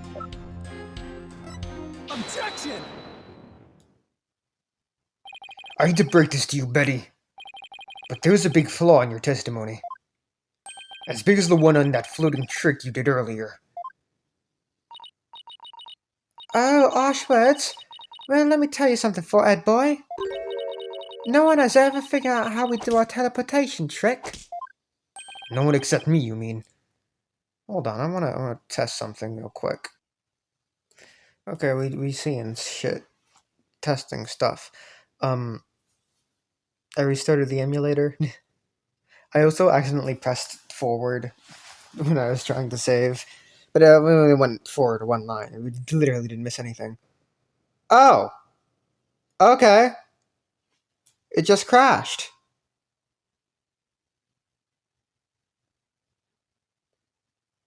Well, we saw the other games in the emulator. That's alright, though. This is so scuffed. So scuffed.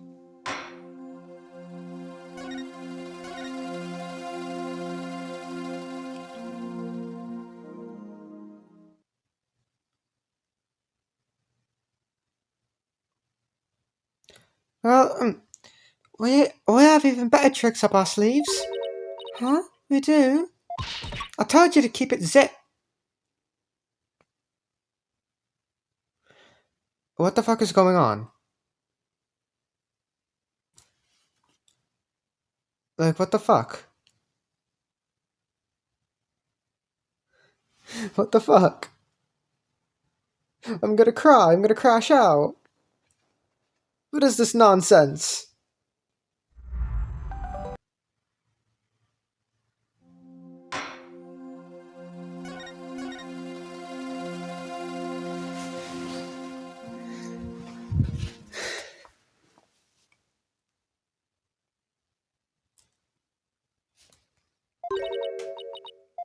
Don't you keep it zipped?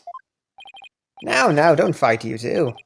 Mr. Justice, what's this about a flaw in the testimony? The script has this to say about the fire trick. This will be dangerous. Make sure the fire bucket is ready. However, we found the fire bucket laying empty backstage except for a layer of dust.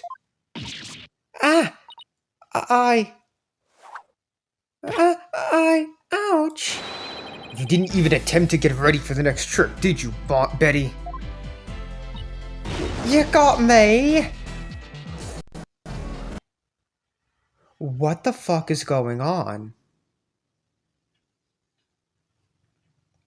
I'm so confused.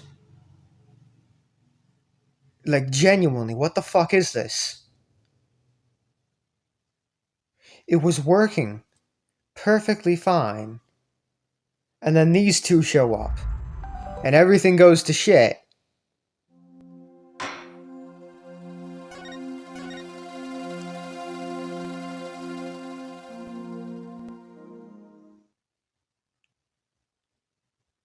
Like, what the fuck?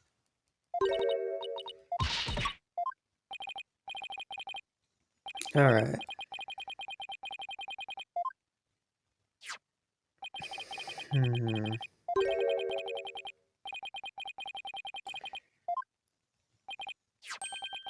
Just gonna go through this.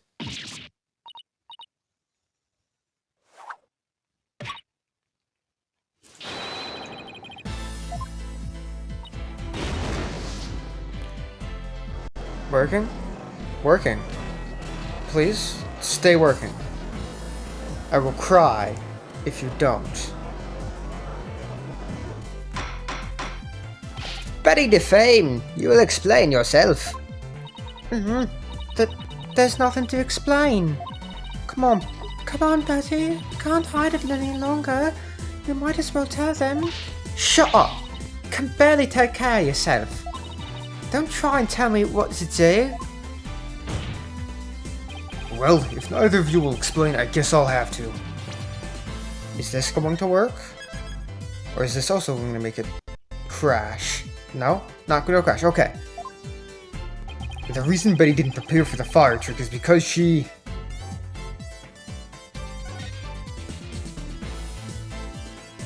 You didn't prepare for the fire trick because you knew, didn't you? You knew that the body would be found, and that the show would then be cancelled. Ah!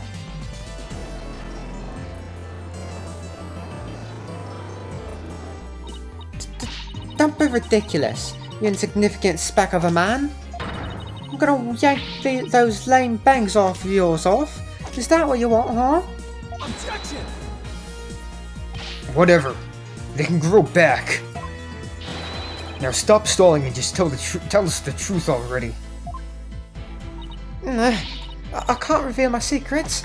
I'm a magician. Objection! You have been chasing the shadow of an illusory culprit, defense, and have chanced upon a convenient target, and have let yourself get carried away. Exactly. What's your proof, huh? And yet, I concede that the witness's taste for false words has also been proven. I advise you to confine your deceitful trickery to your magic act, witness. Gah, deceitful trickery? As your court-appointed therapist, I'd like to add something here, Betty. You finally let yourself be who you really are. But if you continue to hide behind lies, you'll just be imprisoning your heart all over again. But all these questions mean you're trying to put me in prison for real. So I'll be behind bars either way.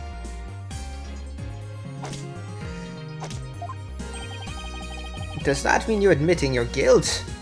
Of course not.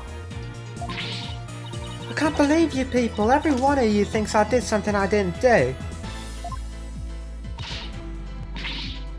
Lobster boy, cue ball, head case brat, Cerberus monk.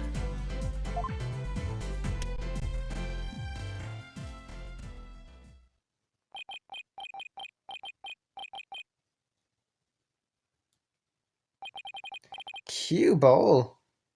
Geezer. A head case brat? Really? Hold it! Hold it! Betty, calm down. Come on now, deep breaths.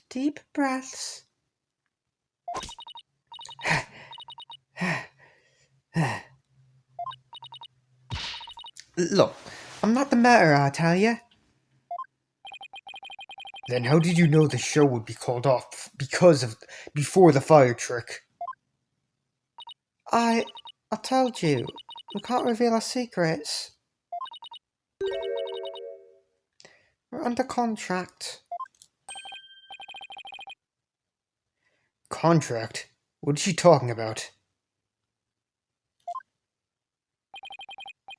Be that as it may, you're obviously a suspect in this case. Objection.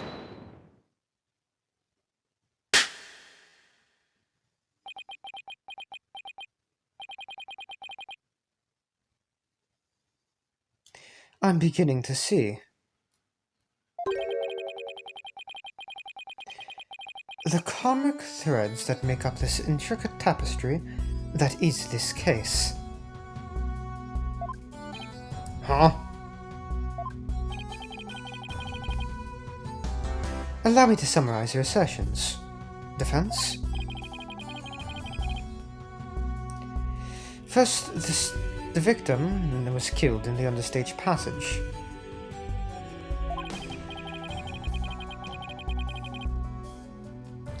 And second, that the witness and the accused are the only ones who could have done it. Exactly. What's more, Betty knew that the body would be found. And that the magic show would then be called off. Therefore, it's possible to conclude that Betty killed the victim understage. But what if Betty knew that the stage would be called off for some other reason?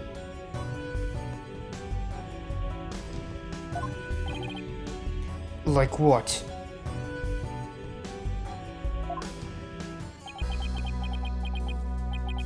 In the course of my investigation, I found it strange that the dragon set piece fell when it did.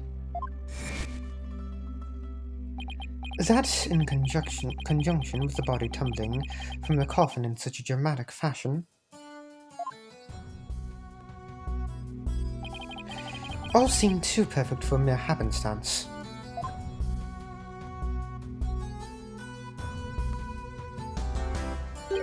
It was as though the entire chain of events had been planned out in advance.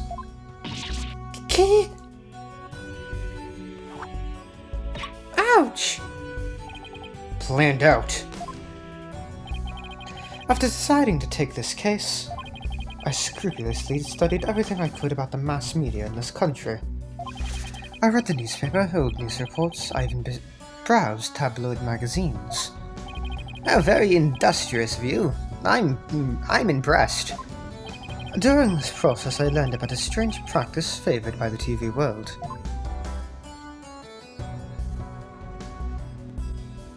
A practice called the hidden camera prank. Ah! Betty and Bonnie, you knew about this, did you not? About the dead body appearing, the set piece falling, the show being suspended. You two were informed of this plan by Take-Two TV in advance, correct? Ah! Is that true? Betty, please, let's tell them now. I can't hold it in anymore. Dang it, fine. You got us. Everything the prosecutor said is true. The TV station paid us to cooperate with them on this plan. was all a prank, a big setup planned out in advance. Mr. Ray is showing up dead in the coffin. The set piece falling down. It was all completely scripted. It was all a prank!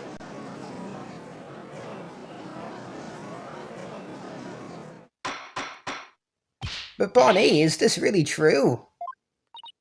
Yes, Mr. Rios was supposed to pretend to be dead. That's how it was supposed to go. So he was in on it too. That's right.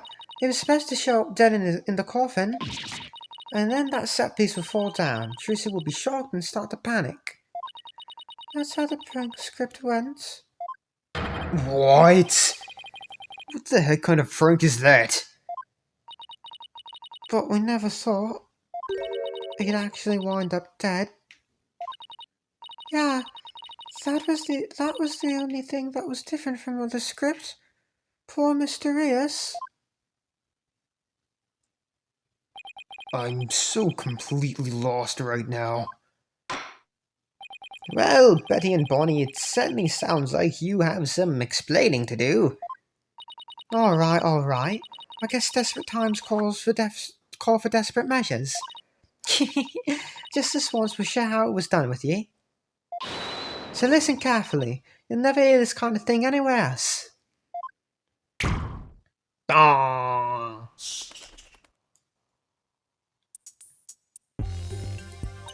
After our teleportation trick, I went down on the stage. When Mr. Rios' body appeared from the coffin on stage, it was time for Betty to do her job in the understage passage. That's right. I used the remote control for the winch connected to the dragon set piece and made it fall down.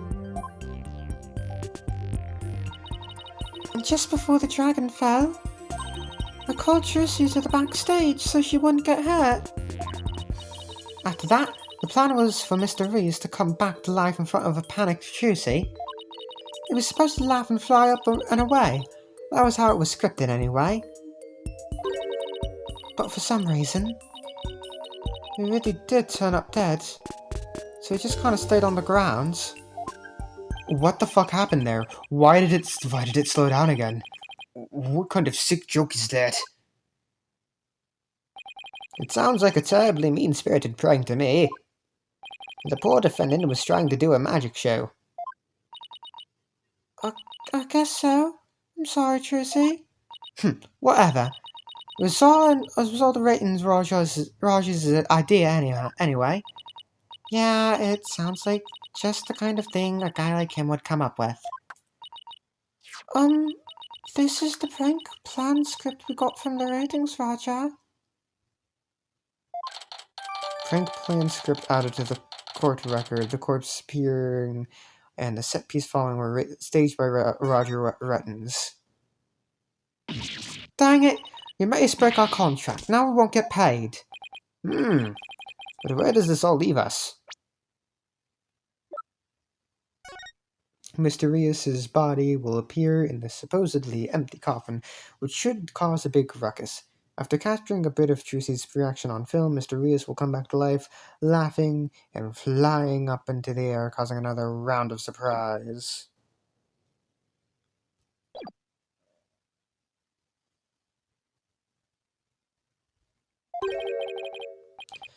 Who killed the victim? And when? Yes, exactly. Those are the key questions. If Mr. Rios was only pretending to be dead in the coffin as a part of the prank, then when he was on the stage, there would still be life within him. And if that was the case, then Betty, who was also on the stage, may be excluded from our list of suspects.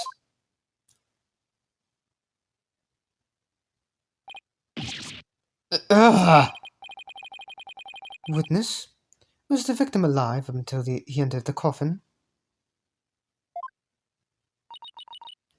Oh, well, now that we've spilled... Oh, well, now that we've spilled the beans, we might as well show you this photo. This video. Greetings, viewers. It is I, the great Mr. Rios. We are currently in the middle of Juice's escape truck. Having stuck through this understage passage undetected, I am now hiding backstage, preparing to play a little prank on Trucy. I'm about to hide in the coffin, which Trucy will stab with a rubber sword. And when the coffin opens, oh, I'll be in it, acting as though I've met my fate. Can you imagine the look on Trucy's face then? I can hardly wait. He's about to hide in the coffin.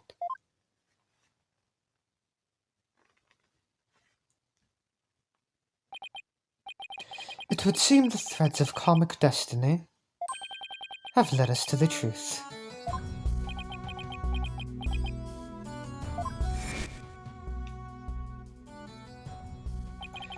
The victim passed through the understage where the Betty DeFame was,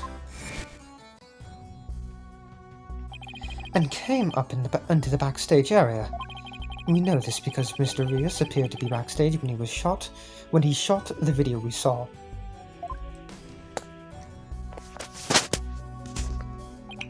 It appears that way, yes. And the defense? You proposed the following, did you not?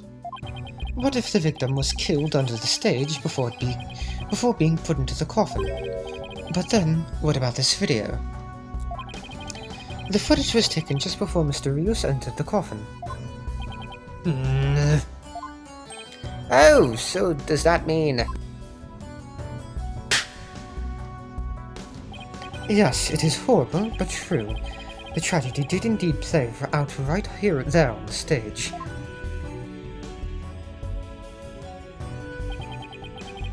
When into the coffin where Mr. Rios was hiding, Trucy Wright thrust a blade.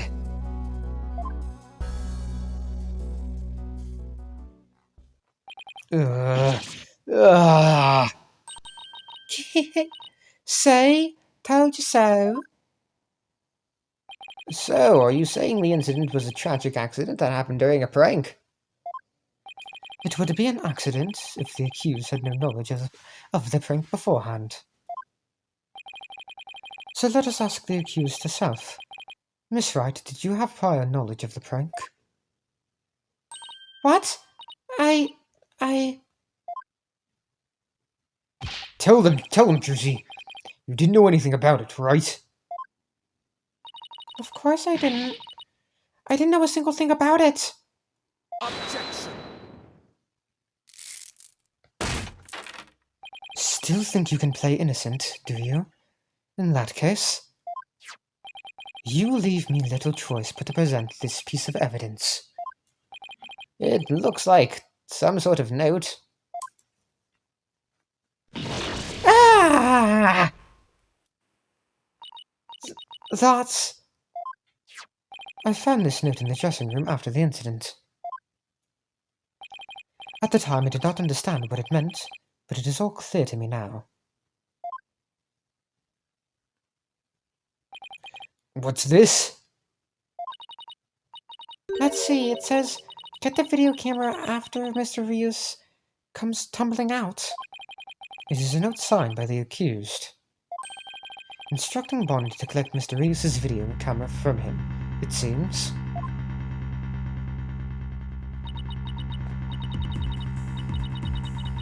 I don't get it. It doesn't make any sense.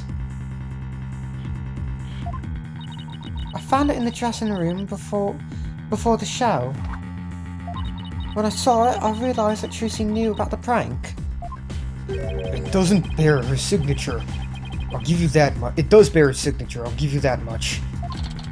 Trucy's note added to the court record. A note found in the dressing room after the incident that bears Trucy's signature. So, the defendant had prior knowledge of the prank. It would appear so, yes. When she learned about the plan to trick her, she decided to use it to her own advantage. So she thrust the steel sword into the coffin where the victim stood, chuckling to himself. Is that not what happened, Miss Wright? Of course not. And I didn't write or sign that note. Ah, but the handwriting matches yours. All of the evidence and testimony points to you being the culprit. But I didn't do it. It wasn't me. Then explain the existence of this note. You can do that, can't you? Can you not? I can't explain. I didn't write it, so I don't understand. I didn't kill Mr. Reyes. You have to believe me.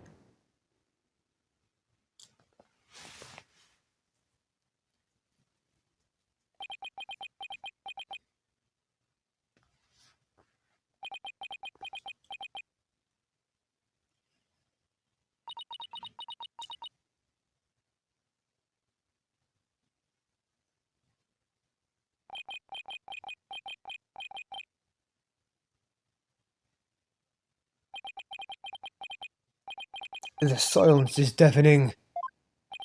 Continue struggling against the threads of your own karma if you wish, accused.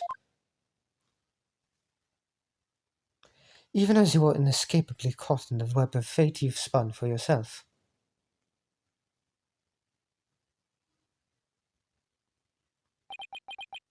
Miss Wright, it is time to resign yourself to your fate. No, I didn't. Ha! I knew it. That sweet-looking girl? A murderer? She took all of us in with that act of hers. I told you. I knew she was a homicidal little witch from the start. But I didn't do it. I really didn't. Why doesn't anybody believe me? Shut up, you killer. You won't fall for that anymore. This is bad.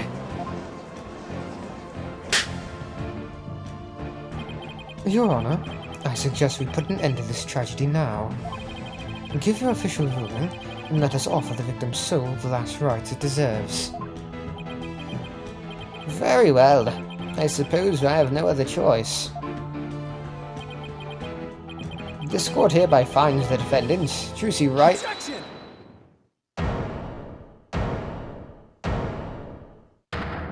I really wish they had a different objection for, like, objection voice lines for when they do that special, the cute little animation with the objection bubble.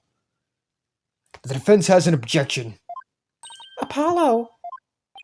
You, even now, you would. I won't give up, and I refuse to let either of them down. Mr. Wright, who's counting on me? And Trucy, who's put all of her faith in me. Mr. Justice, the fact that you have raised an objection means that you have evidence with which to refute the prosecution's claims, correct? Yes, of course, Your Honor. Do we really have anything, Apollo? Actually, we do. There's one piece of evidence we can present here. Very well, Mr. Justice, you may proceed. As we saw in the footage, in the show footage, there's no question that the defendant thrust the sword into the coffin. The defense doesn't dispute this point.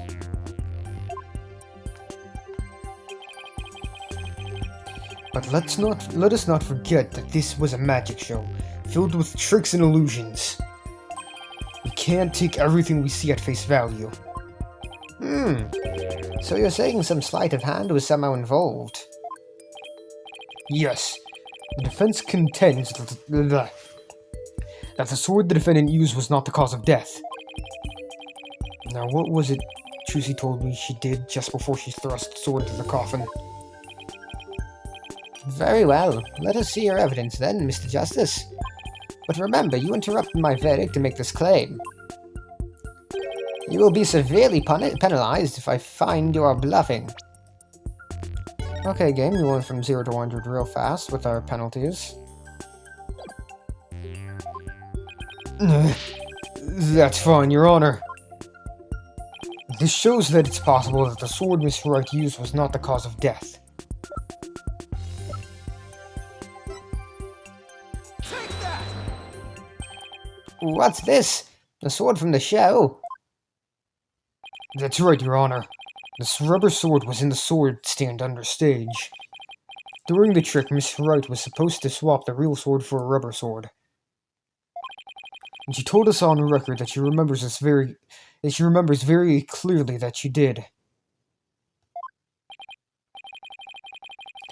I see. So the sword the defendant thrust into the coffin was a rubber sword, was it? But then, why was a steel sword found lying on the stage? Somebody must have put the steel sword there by swapping it with a rubber one. Just after the incident occurred, the dragon set piece fell, and the theater was evacuated. The real culprit must have used the resulting chaos to swap the rubber sword for the real one. Objection!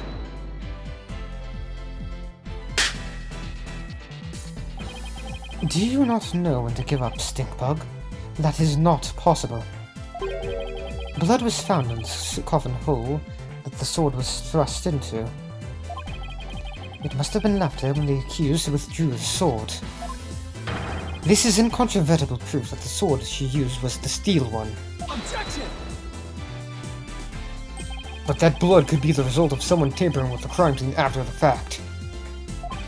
After the set piece fell and the audience was cleared out of the theater, there was plenty of time for somebody to plant the blood there. Objection! If the sword the accused used was the rubber one, then when exactly do you propose the victim was killed? Given that Mr. Rios was alive when he entered the coffin. Objection! Finding the answer to that question is precisely why we need to continue this trial.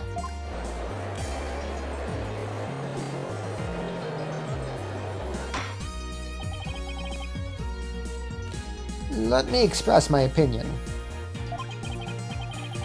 By all accounts, it is certainly reasonable to suspect the defendant based on the evidence.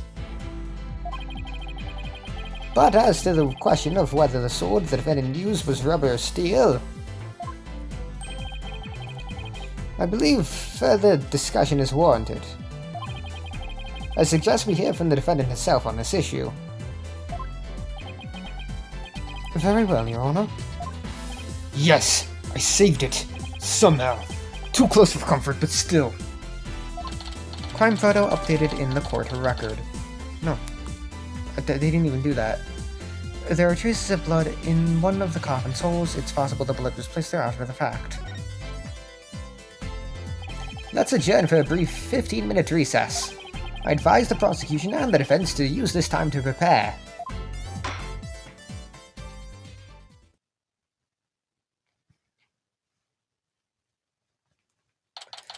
April 28th, District Court, Defendant Lobby Number 3. Well, that was hairy. Tell me about it. I barely made it through by the skin of my teeth. I can't say I'm crazy about that prosecutor's son Mighty either. You know, with the way he says let it go and move on as if it's nothing. I completely forgot to do this. Bonnie DeFame, age 19, a magician who performed teleportation magic during the show. Betty DeFame, age 19, a magician who performed with Trucy. She is actually Bonnie's twin sister. How old is Trucy's 17 in this game, right? Yep. Let it go and move on, huh? Oh boy, am I interrupting a secret conclave of villains or something? Got your next evil scheme in the works already? What do you want? Keep making that face, champ, and everybody's gonna change the channel. Look this way, Trucy. Now smile for the camera. Let's see those pearly whites. You know what the Grammar Creed tells you to do. Show that guy. How does it feel, Trucy? Everybody online can't stop talking about you. They're calling you a real witch out there. Could this be the end of Troop Grammar Eye? Go away, you creep! Oh, what's this? Something just charged into frame. Looks like a yellow gorilla or something. Could it be Trucy's pet? Filming is prohibited inside the courthouse. Do you want me to get the bailiff? Huh? Filming? What are you talking about? I don't even have a camera on me. Huh? What happened to the camera? It just disappeared right before our very eyes. I'll be enjoying the rest of the Trucy show from the gallery. I put out a call for Trucy's fans to come and support her earlier, by the way. Bet I'll get some great footage out of them. This is gonna be good. Hang loose, baby. He called in some of Trucy's fans, but for what purpose? Apollo? That thing Mr. Reddens just did. That was some high-level sleight of hand. Huh? How would he know how to do something like that? I don't know, but he definitely has some serious magic skills. No way. But I thought he said magicians were all a bunch of good-for-nothings. Who's this, Bonnie? Mr. Lawyer? Oh, hello, Bonnie. Can I help you with something? Well, there's something that's been bothering me. Really? What is it? Well, you see... Hey, dummy! What are you whispering to Lobster Boy about? Betty? But Betty? Who the heck do you think you are? Are you crazy? You want a piece of this? You know you have to talk to me first before you do or say anything, you harebrain. Meep! But Shut your mouth, you dumb bunny! Come with me now! I wonder what was bothering her. There's no way we're finding that out with Betty constantly hovering over her like that. Court is about to reconvene. Will you do alright? Will you be alright testifying? Yes, it's just... I wonder what Mr. Reddens has up his sleeve. I doubt he's bringing in actual fans. Yeah, probably not. I wonder what he has up his sleeve too. He better not be trying to get under Trucy's skin right now, of all times.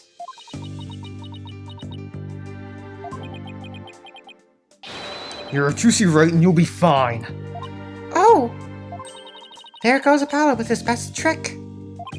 That's right. Whenever I'm feeling down, I always tell myself I'm fine. Alright, I'll give it a try. I'm Trucy Wright and I'm fine. Thanks, Polly. I think I can do this now. That a girl. Good luck up there on the stand. You'll do great. Thanks. I'll be fine. I can do this. Alright, Justice. You can do this too. Time to focus on the rest of the trial. You see, you'd think they put a to be continued here, but they don't. So, I mean, this would be... I'd be fine having a 2-something-hour-long video. But no, this isn't going to be a 2-hour-long video. This is going to be a 4-hour-long video. Over 4 hours. Like 4.5, 5 hour long. Jesus. April 28th, District Court, Courtroom number 6. I'm gonna take the second break out of 4. Jesus fucking Christ, this is gonna be so fucking long. See you in a bit, folks. Hello. We are back. I think I don't remember I said this. April 28th, District Court, Courtroom number 6. Also, I have a controller connected to this now. Court is now back in session. Defendant, please step up to the witness stand. Trucy Wright, magician. Here comes a liar. The deceitful witch. Throw the murderer in jail. Last member of that criminal troupe. Boo! We don't want to see you on stage. On any stage. Order. The gallery will be quiet or I will have you all thrown out on the spot. What's with all the hecklers?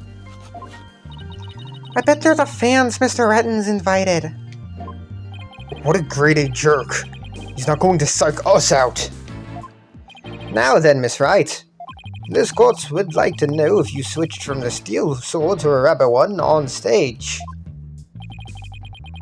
So please testify about this issue.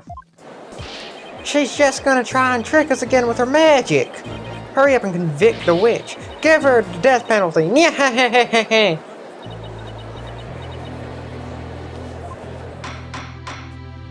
Silence, all of you. I won't tell you again. Miss Wright, do you feel able to testify? Yes, I'm fine, Your Honor. Trucy, I knew I shouldn't have let her go through with this. I'd like to make a small request. How about, instead of testifying with words, I show you exactly what happened? Would that be alright, Your Honor? You can witness my stupendous sword-switching magic and judge for yourselves. In spite of everything, she's still smiling. Our Trucy is amazing, isn't she? She sure is. She's doing just fine up there. A true entertainer always keeps a smile on their face. She's faithfully following the troop grammar I created even now. She really is something else. It's showtime for magical girl Trucy Wright. Watch carefully now, everybody.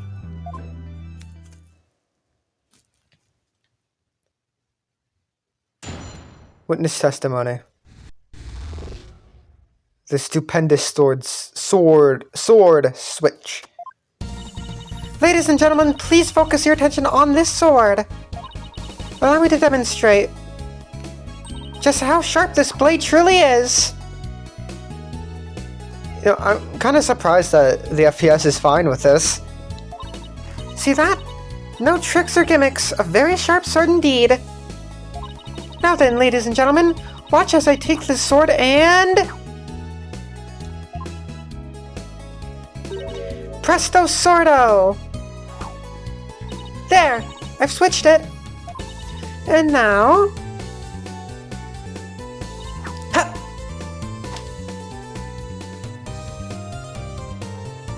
As you can see, the blade is not steel, but rubber.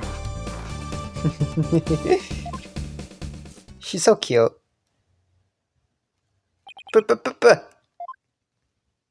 Bravo, Miss Wright!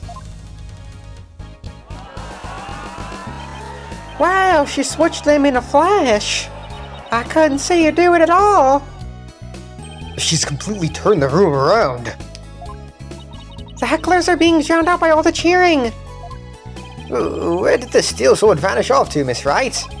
In order to deepen our understanding of the case, please tell us if you would. I'm not asking out of mere curiosity, just so you know.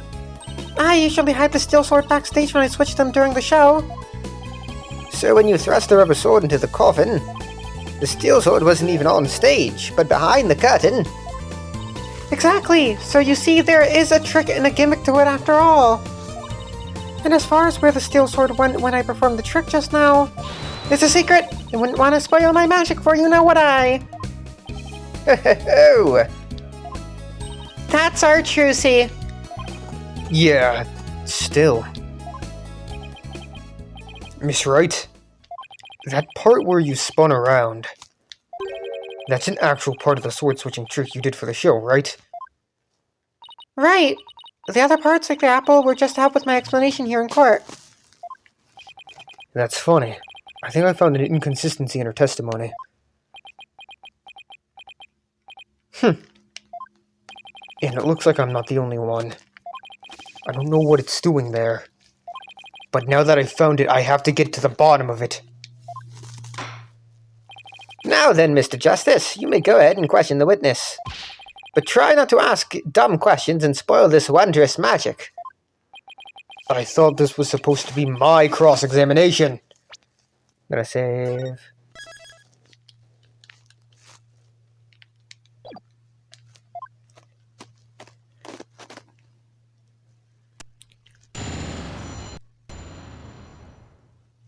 That was weird. Stupendous sword switch. Ladies and gentlemen, please focus your attention on this sword. Hold it! Please be careful, Miss Wright. Don't worry, I've practiced this trick 1,000 times. That's right, Apollo. You have to give Juicy some credit. She knows what she's doing. I know, but it still makes me nervous every time. But that's what magic is all about. A truly great magician can make her audience experience all kinds of thrills and chills. I guess you're right. I better try not to interrupt her too much while she's doing the trick. I don't want to distract her or break her concentration. And now, ladies and gentlemen, back to the exciting world of magic. 1, 2, 3, 4, 5, 6, 7 parts. Allow me to demonstrate just how sharp this blade truly is. Hold it! Miss Wright! Please don't swing that big dangerous thing around. Somebody could get hurt. Apollo! Please don't shout when I'm swinging said blade around. Somebody could get hurt. Oh. Yeah. Sorry about that. I couldn't help myself. You should know better than to talk to me when I'm on stage. Mr. Justice, I'll see you in my chambers after court is adjourned. Uh-oh. I don't suppose somebody could make me disappear before that happens. Let's just watch quietly, shall we, Apollo? And now, back to the show. See that? No tricks or gimmicks. A very sharp sword indeed. Hold it! So it's definitely a real sword, right? Now, Apollo. I know you're excited, but you have to control yourself. Mr. Justice, if you needlessly interrupt this wonderful magic show again, I will be forced to bring my very real gavel down on your head. Your Honor, you can't do that. The judge seems to be completely taken in by Trucy's magic. Yeah, it's like she's cast a magic spell over him. I'd better not interrupt her anymore. There's no telling what the judge might do to me. Miss Wright, please ignore any further outbursts for Mr. Justice, and proceed with your spectacular trick. Alright, here I go then. Now then, ladies and gentlemen, watch as I take the sword and... Hold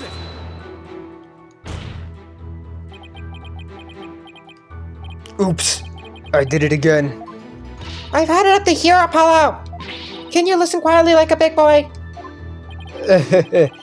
Sorry about that. I got a little too worked up. Apollo? Now, boys and girls, watch carefully and please don't kick the seat in front of you. I will now take the sword and... Presto sordo! There! I've switched it! Hold it! So, you switched swords when you spun around just now. That's right! It's the same way I do the trick in the actual magic show, too. But I'm also doing a lot of extra things that I don't do during the show right now, though. The key point is the sword switching. If only we could prove she did it during the actual show, too. Right. Prove that she switched them during the show. What's the matter, Apollo? You look troubled. Oh, it's nothing. Uh-oh. This is quite the pickle. How should I go about handling this? Miss Wright, please continue with your trick. So you've all just witnessed me switching the swords. And now... Hold it! Watch out! Eek! What do you think you're doing, Apollo? But you were putting yourself in danger. I couldn't just stand by and not say something. Mr. Justice, you're putting your head in danger of meeting my gavel. Apollo, you better apologize before you become this case's next victim. I'm very sorry, everyone. How did it come to this? Alright, boys and girls, if you want to ask for an encore, wait until the end, okay? Now then, my sword was sharp as steel just moments ago, but... as you can see, the blade is not steel, but rubber. Hold it! Wow, that's incredible. When in the world did you switch them? Huh? But I explained it once already. Could you show it to me again? Sure. But remember, a magician doesn't usually share her secrets. So this is a very special exception. And I'm very grateful for your generosity. Believe me. I'd better take a good hard look at the instant she switches the swords. Even though she explained how she does it, I still can't see her do it. It blows me away no matter how many times I watch. Yeah, me too. But... What is it, Apollo? Did you notice anything about the way Trucy moves during the trick? You mean her movements? I don't get it. What's the real story, Trucy?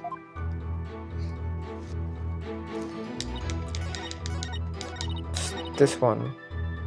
Right? Alright. I don't know where it is. It's this, right?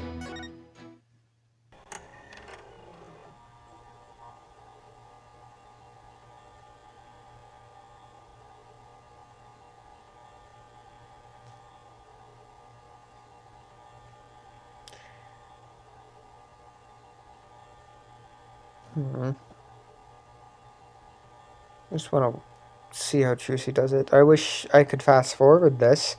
That would be very nice right about now.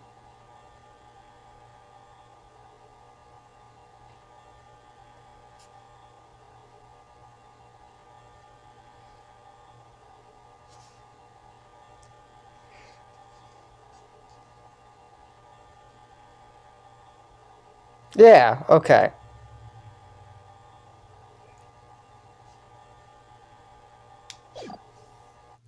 Okay. Objection! Miss Wright, there's something I'd like to confirm with you. What is it, Apollo? There seems to be a discrepancy between the way you performed the trick for us just now and the way it appears in the show footage. What? But that can't be. I performed it exactly the same way both times. Then what's going on here? Miss Wright, I have the show footage right here. And the part where you twirl with your cape is missing from it. What? But I did it! So... it really is the exact moment you switched the swords? Yes, that's right. I knew it!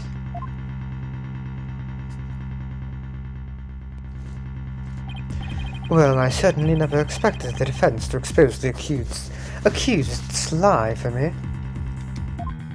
Mr. Justice, does this mean that you are arguing that the defendant did not swap the swords during the actual magic show? No, Your Honor, that wasn't my intention. I mean... I did swap them! I know I did! I'm absolutely sure of it! Objection! Human memory is unreliable at best. But in this case... I'm afraid that it is the witness herself who cannot be trusted. We can see the footage for ourselves. The claims of this witness are false. But...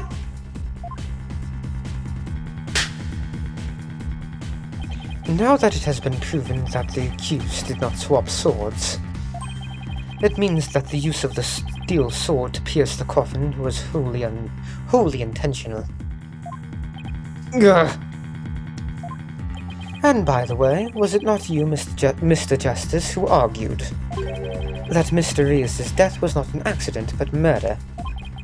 I assume you have no objections to that still. It was, after all, your own assertion. The defense, The defense has an objection! To you, Mr. Apollo Justice! I demand you withdraw the discrepancy you pointed out now! But there is a discrepancy. And it must mean something, I'm sure of it. Would the defense team please kindly save their spat until after court is adjourned? Now, after all of this debate, it seems we've come back to the original argument. The defendant knew about the prank plan that Now, I dropped my controller. The defendant knew about the prank plan that would have placed the victim inside the coffin. What's more, the defendant did not perform the sword-switching trick on stage. Through her actions, I'm afraid I have come to see the true intentions of the accused. Her murderous intentions. It's such a shame. But I did switch the swords, I swear! You're knee-deep in it now, Justice.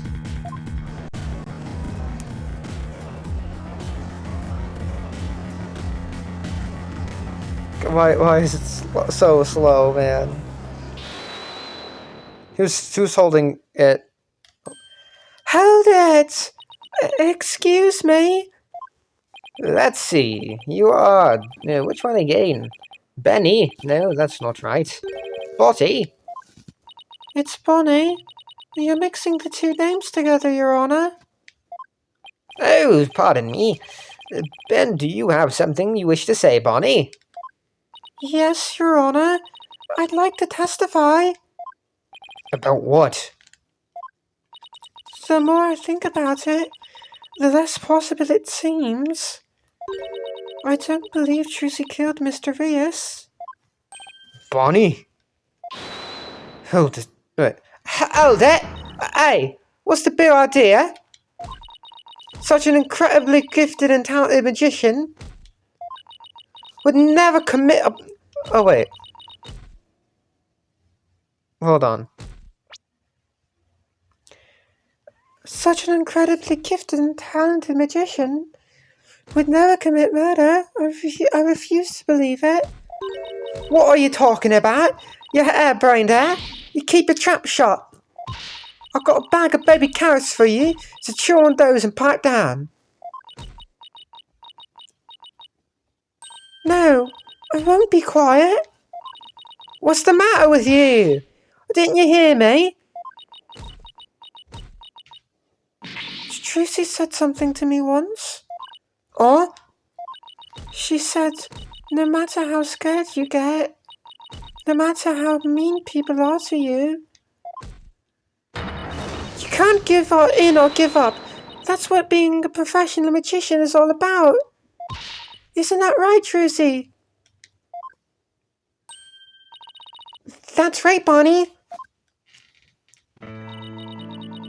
I've always been afraid to stand up to Betty, afraid to defy her, so I did what she said. But when I saw Trucy today, she gave me strength.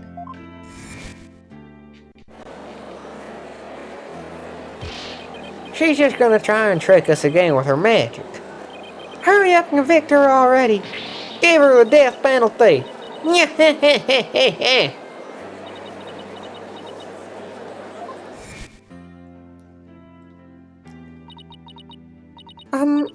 I'd like to make a small request. How about, instead of testifying with words, I show you exactly what happened? Would that be alright, Your Honor? You can witness my stupendous sword-switching magic and judge for yourselves.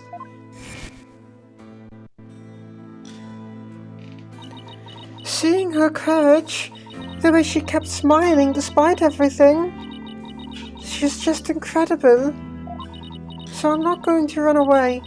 I'm scared, but for once, I'm going to be brave.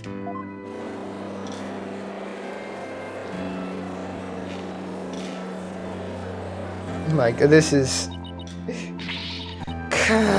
What have you done to my sister, Tracy, right?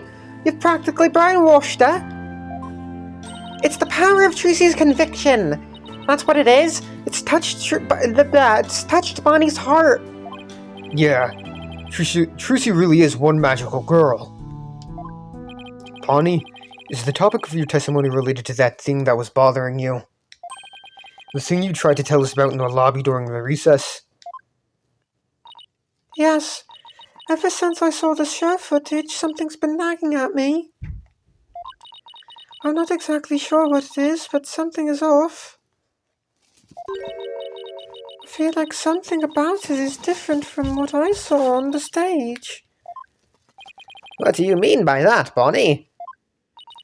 I wonder if it was shown on TV.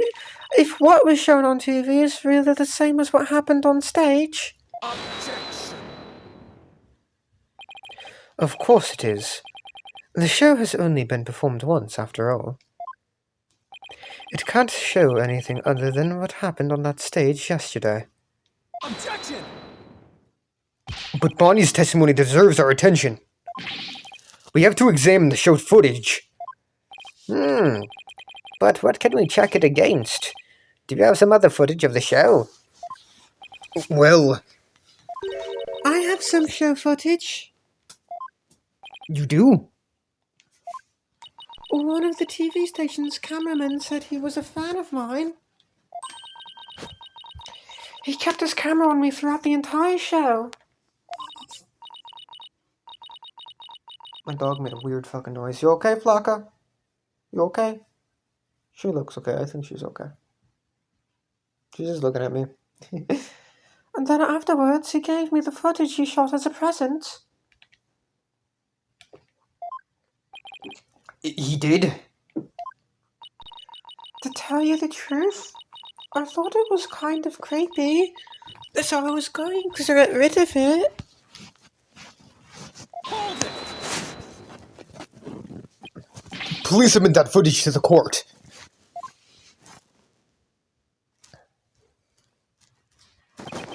Now then, let's take a look at this new footage.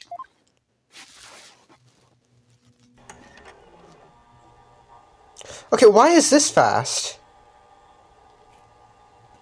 Why doesn't this slow down like the other footage? That's weird. Creepy guy, creepy cameraman. Can't even see Trucy.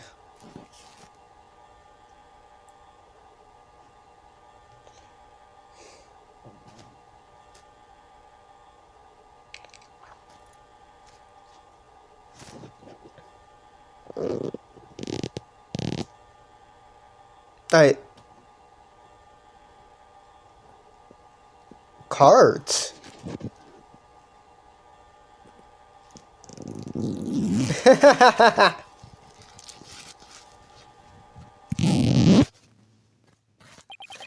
Wow, okay then. He really did keep his camera on Bonnie the whole time, didn't he? I think this cameraman needs to keep his personal feelings out of his work. Well, defense, do you still believe this new show footage is worth inspecting? Of course I do. Okay, so how are we going to go about this? Let's try comparing the two. We just might find an inconsistency between them. An inconsistency, huh? Yes, the two pieces of footage are of the same scene, so they should match up. But Bonnie felt there was something off about the original footage. So if you can pick out what's different between the two... Wonder what Bonnie found strange. Exactly. Plus, we may figure out why the original doesn't show the sword switching trick. Your Honor, the defense would like to compare these two pieces of footage together. Very well, I will allow it.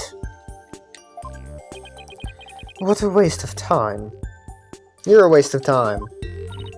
Apollo, do you know how to compare the two pieces of footage? No, I've never done it before. I'll give you a little lesson then. Use the buttons on the bottom screen to operate the playback. When you want to speed through, touch the fast forward button, A. And if you want to go back, touch the rewind button, Y. If you want to halt the playback, you can touch the pause button, B. Oh, and by the way, if you fast forward or rewind when the playback is paused, you can do a slow frame-by-frame playback. Okay, and how do I switch between the two videos? Just touch the switch camera button L at the top left. Now, if you find a difference between the two pieces of footage, put the cursor over what's different and present it to the court. Thanks, Athena. You really know your stuff. Not really, I just gave it some gusto and then went with my gut for most of it. What? I sure hope she guessed right. Anyway, let's give it a try.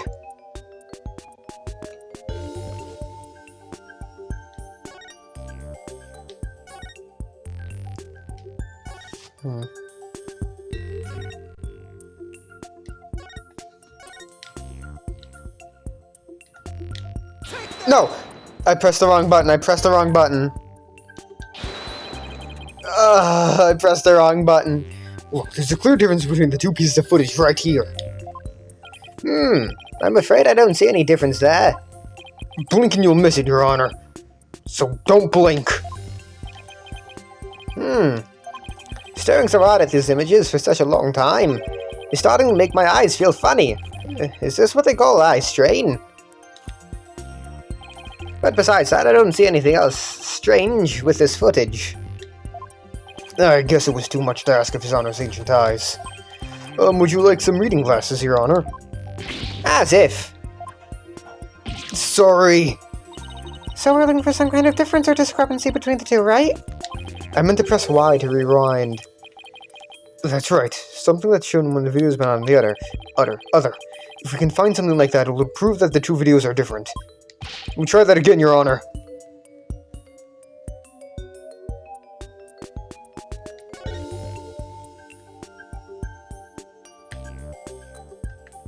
Wait.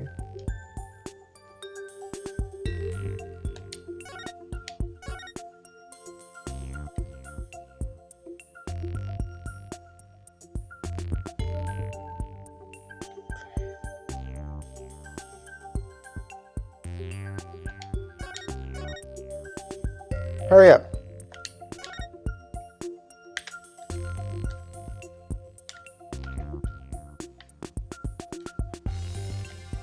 Take that!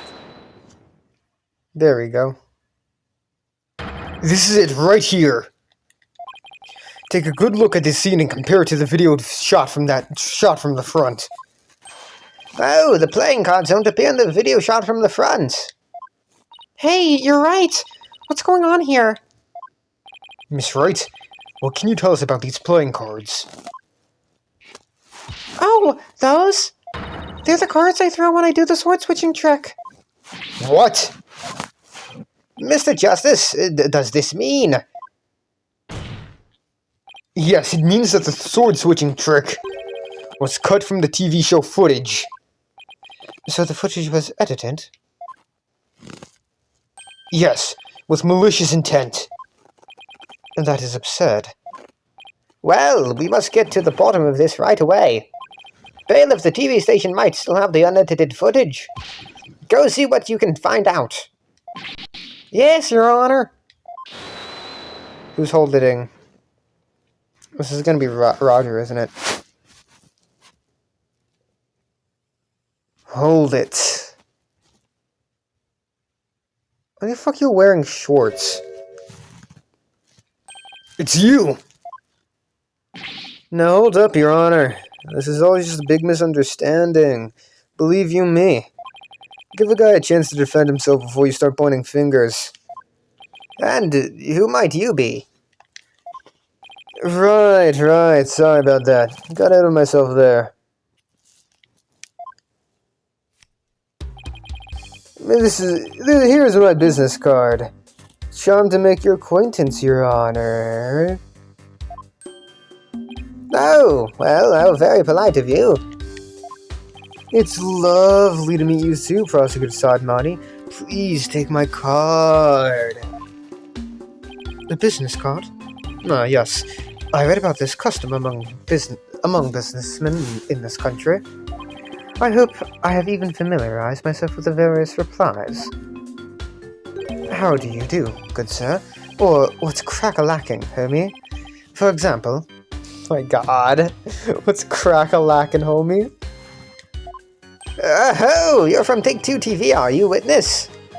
Come to think of it, I believe I've seen you on television before. Yes, Roger Rettins, otherwise known as the Ratings Raja. He is a TV producer, and appears on many of his own shows as of late. He is best known for his catchphrase, "Hang loose, baby." Oh my, so you're the Ratings Raja? Hang loose, judgy baby. Nice courtroom you got here. I never thought I'd get to meet you in person. But Prosecutor Sadmati, how do you know so much about him? In preparation for this case, I watched all of his shows. I found that the Ratings Raja goes to Burger Barn of particular interest. It inspired me to visit that restaurant straight away to learn more about the local cuisine. What? You went to Burger Barn? Who would have thought? You must have really wanted to try it, huh, buddy? 'Cause that line, whew! Compared to my ascetic training, an hour's wait is nothing. I recommend the Southwestern burger with jalapeno jack cheese, by the way. I'm having a really hard time picturing him in line for burgers. Prosecutor Sadmati's unexpected enthusiasm for food aside, Mr. Rettins, what is this misunderstanding you mentioned? Well, for starters, it's true that the footage was edited. You'll get your hands on this either anyway, so I might as well show you the unedited footage. It's a pretty long video, so I'll just show you the part with the playing cards. You can see the cards when Juicy spins around, so keep your eyes peeled.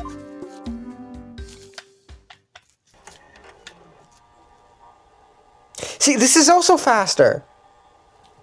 Why is it just a fucking one video?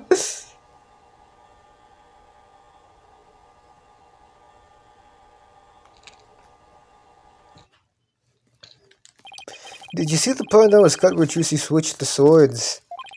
She spins around and the playing cards go flying. Everything's like it's supposed to be. Then it seems the defendant really did swap swords during the trick.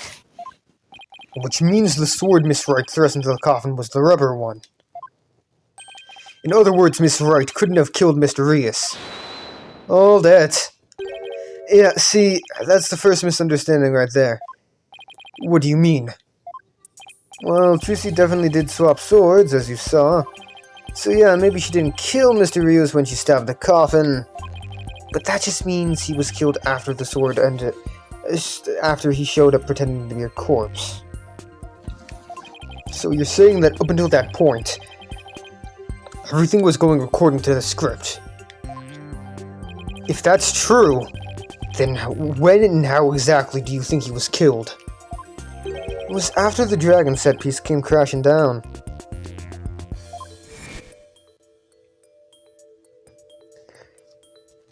I say Tracy murdered Mr. Rios when she was hidden from view behind the set piece.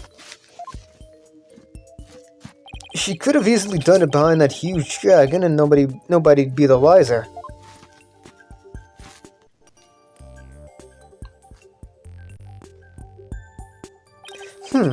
I see. Indeed, there's a ring of truth to your assertion. You bet! Plus, there's a suspicious-looking shadow in the footage, too. It's toward the end of the footage, just before the dragon hits the stage. Might be easier to just see it for yourselves. Hi, Tracy!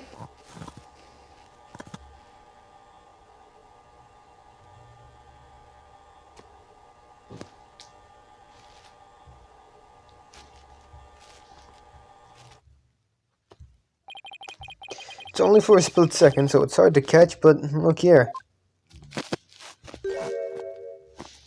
The suspicious shadow must be Trucy. She's using the steel sword she hid behind the curtain during the trick to kill the victim. What? That makes zero sense, Roger! Now that you mention it, I suppose it does look that way. Objection! This witness is just trying to frame his theory down our throats, Your Honor. And that's not all, aren't we forgetting that the witness willfully edited the sword switch out of the footage? Hold it! You see, there's your second misunderstanding right there. Your Honor, would you mind if I testified about it? I've seen people testify on TV and I've always wanted to give it a shot. That would be fine with me. Prosecutor Sadmati! This is quite unexpected. It threatens to disrupt the comic course of this case. Hey, lighten up, pretty boy. You're gonna like what I've got to say, promise. Very well. However, if you do anything to impede the last rites for the victim, I will have you removed. All right, with Prosecutor Sadmati's permission, please give us your testimony, Mr. Rettens. Roger Rettens, the ratings Roger. Now, Kaiser of the courtroom. I'm taking over the floor, so listen up, loyal viewers. Witness testimony. It wasn't deliberate, I tell you. Footage is meant to be edited, I tell you. Scenes are spliced together and long or boring scenes are cut out. All the stations edit footage this way. It wasn't like it was done maliciously or something. It was just a coincidence that particular scene was cut. It wasn't intentional. Or what? You got some proof that I had an ulterior motive for editing that footage? I see. So you're saying it was a coincidence that the sword-swapping scene was cut? That's right. I'm glad you got the picture. Objection! Coincidence? That's just a little too convenient if you ask me. Ooh, an objection. How cool. It sure packs a lot more punch when you hear it live. Do that again. I want to get another shot from a different angle. My objection is not for your entertainment. And cut. There, I got some good stuff there. Mr. Rettens, filming is prohibited inside the courtroom. Whoops, my bad, Judge. And if the defense has an issue, it can point it out during its cross-examination.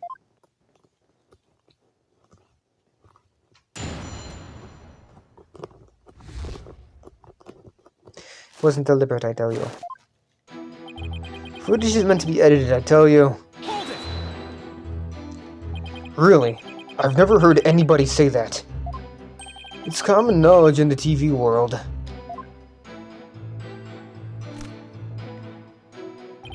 Got any idea what a snooze cruise it'd be to watch a magic show without editing?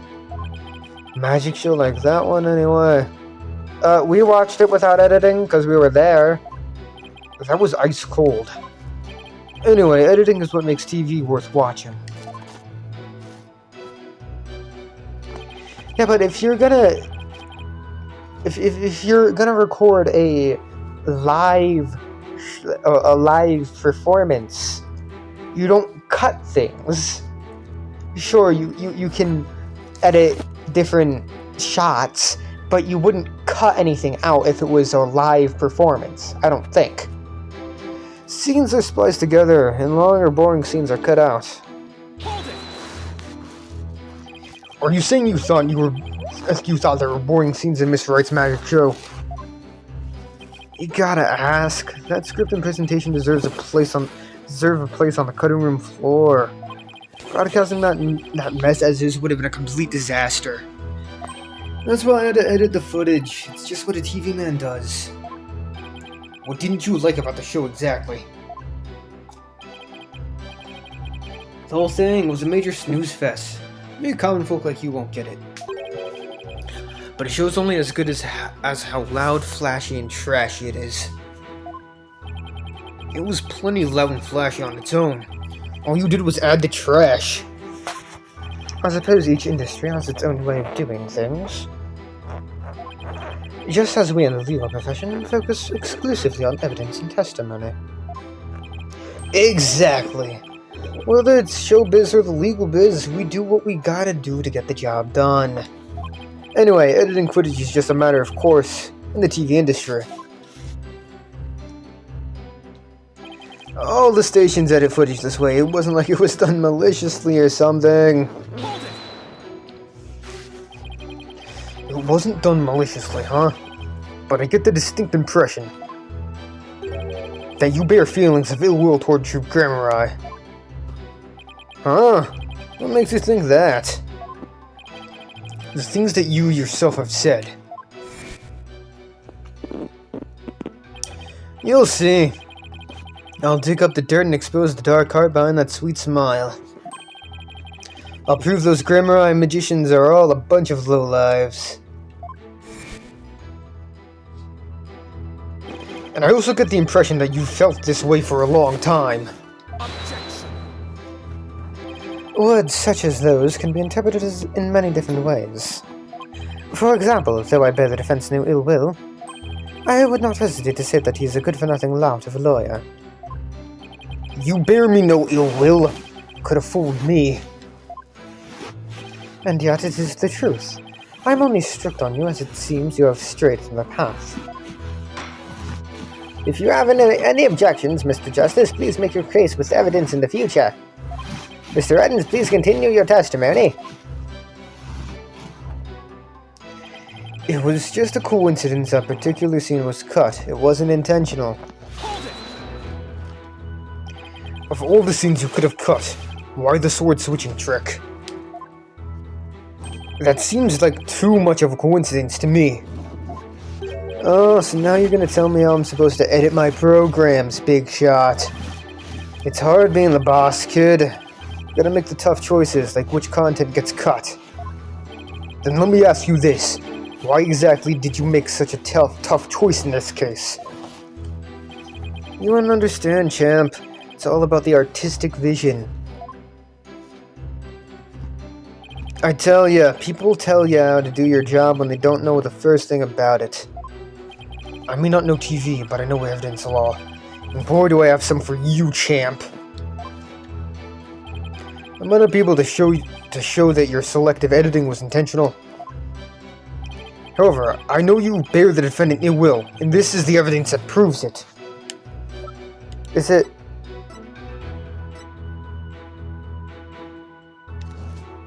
It would be the prank plan, right?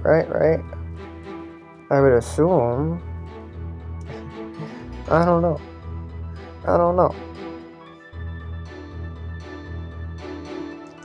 I like this. I like this testimony here.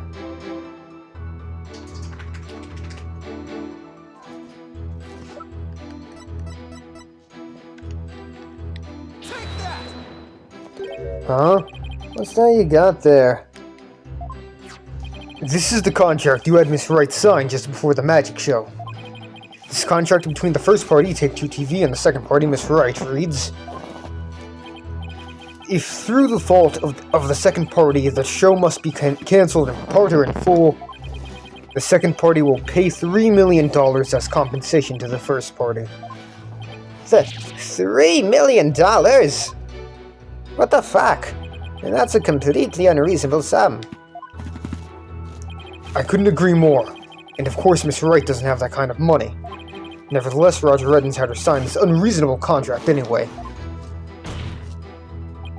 Or more accurately, he conned her into signing it.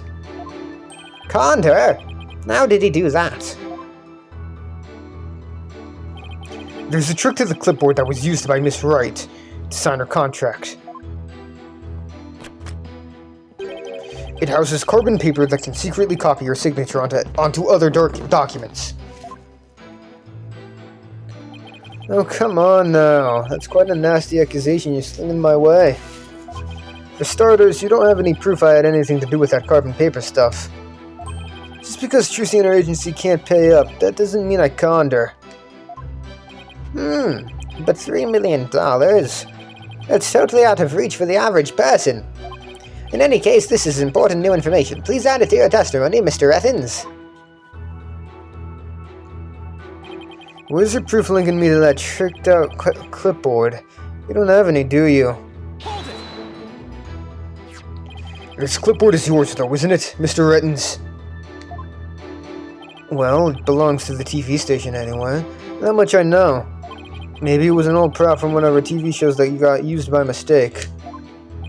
Or maybe you used it on purpose to con Miss Wright.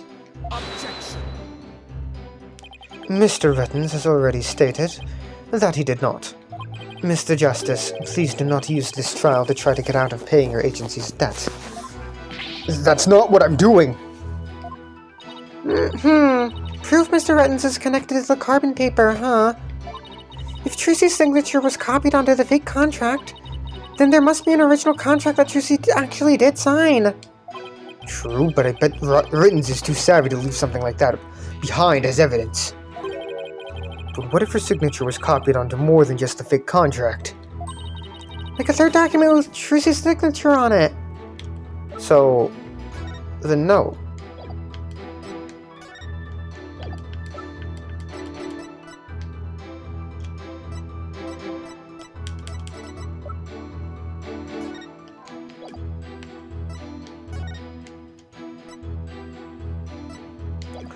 Yeah, I think we present the note to that. Have we seen anything like that, though? Hey, what are you guys whispering about? Let me continue my testimony. Oh, what? You got some proof that I had an ulterior motive for editing that footage? Hold it! What other scenes did you cut from the footage? Huh? Oh, no others, I guess. You mean you only edited out the sword-switching trick scene and nothing else? Don't you think it's too much of a stretch to claim that as mere coincidence? Objection! And no matter how artificial you find the affair, stranger things have happened on their own. That is, unless you have something with which to prove otherwise, defense? Well, if you have a valid criticism of Mr. Redden's testimony, feel free to counter with evidence. Well, Apollo? It would sure make things a lot easier if we had something. If we had some. I think the defense team needs to be edited out of this trial. That's what they need. I'll have to clean up this footage later. He isn't really gonna put this on TV, is he? Proof that Trucy's signature was copied, huh?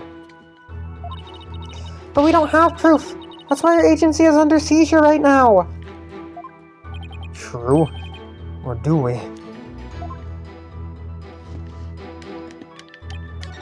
1, 2, 3, 4. Alright.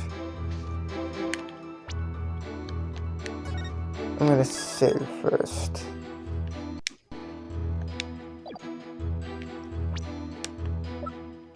Objection! You must be quite the con man if you can fool a magician with a simple trick. But if you think you can con a lawyer, you're very mistaken. Hey kid, would it kill you to enunciate in front of the camera? You know, like a newscaster. I'd like you to take a look at Miss Wright's signature here on this note. Now let's compare that signature to the one here on the contract.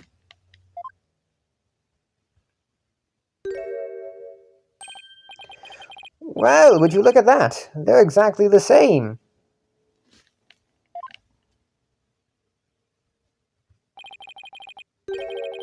That's right, Your Honor. Not just similar, exactly the same. Nobody can sign their name in exactly the same way twice, unless it's a copy. Yes, keep going. These signatures are proof positive that you conned Miss Wright. And they definitely prove your malicious intent. Say, not bad, lawyer guy. I didn't know you had it in you. This is really getting interesting now. It'll get great ratings for sure. Don't try to dodge the issue, Mr. Rittens. The fact is that you bear ill will against my client. So the show footage was definitely edited with malicious intentions. Isn't that right? Objection. What a forced argument, defense. All you have really proven is not his ill will toward Miss Wright, but his pecuniary, I don't know if I can say that, greed. That's right, I just wanted money, baby. Fat stacks cheddar, that's all. After all, I've never even crossed paths with Trucy before this magic show. So I have absolutely no reason to bear her any ill will, right? He didn't bear her any ill will, huh? Fat chance. This guy definitely has some major hate for Trucy. You'll see. I'll dig up the dirt and expose the dark heart behind that sweet smile. I'll prove those grammar-eyed magicians are all a bunch of lowlives. I can't prove it with anything, but the things he said all point to that fact. There must be something between the two of them that gave birth to this grudge. Some sort of connection that not even Trucy is aware of. Your Honor, I'd like to argue that Roger Rettens and Trucy Wright must have crossed paths before. There must be some hidden connection between them. Hidden? Connection? What is it now? Just what are you getting at, Mr. Justice? It is futile to even ask, Your Honor. Surely it is just another one of the defense's feckless claims. Objection! You don't seem to have a very high opinion of me, but once you hear my argument, you'll wish you'd taken me a whole lot more seriously. Will I really? Very well then, do proceed. Did you figure something out, Apollo? Nope, not a thing. What? That was just some good old-fashioned bluffing. Courtesy of Mr. Wright's fine training. I hope you know what you're doing. If you're going to make such a bold claim, Mr. Justice, I hope you're ready to elaborate. What is this hidden connection between the defendant and Roger Rettens? Roger Rettens. Rettens is a magician too. That sleight of hand trick Mr. Rettens did during the recess earlier. Filming is prohibited inside the courthouse. Do you want me to get the bailiff? Huh? Filming? What are you talking about? I don't even have a camera on me. What if Mr. Rettens is a magician too? What if? I believe it's up to the defense to fill in the blanks, not me. Well, if he is, he may have had some contact with Mr. Wright somewhere along the way.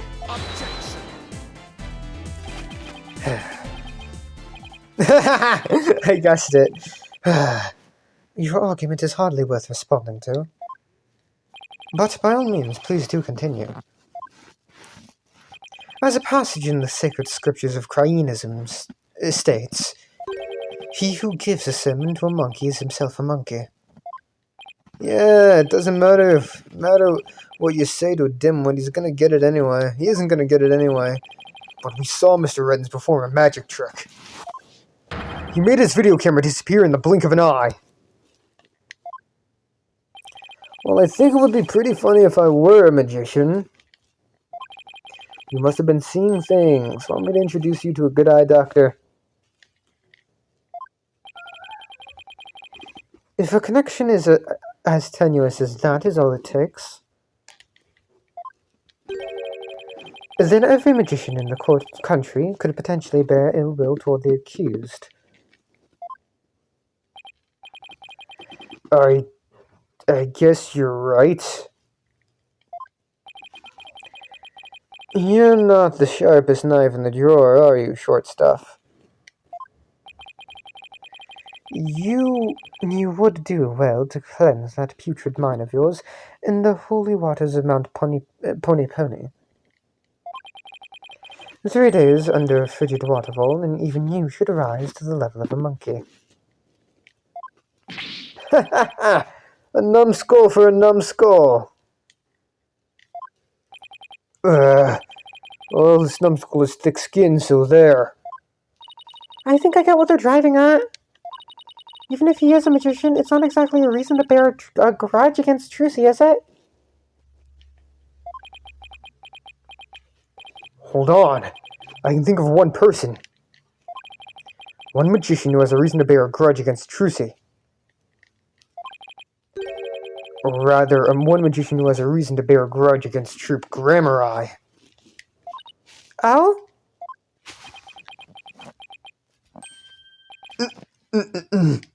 No way! Is something wrong, Mr. Justice?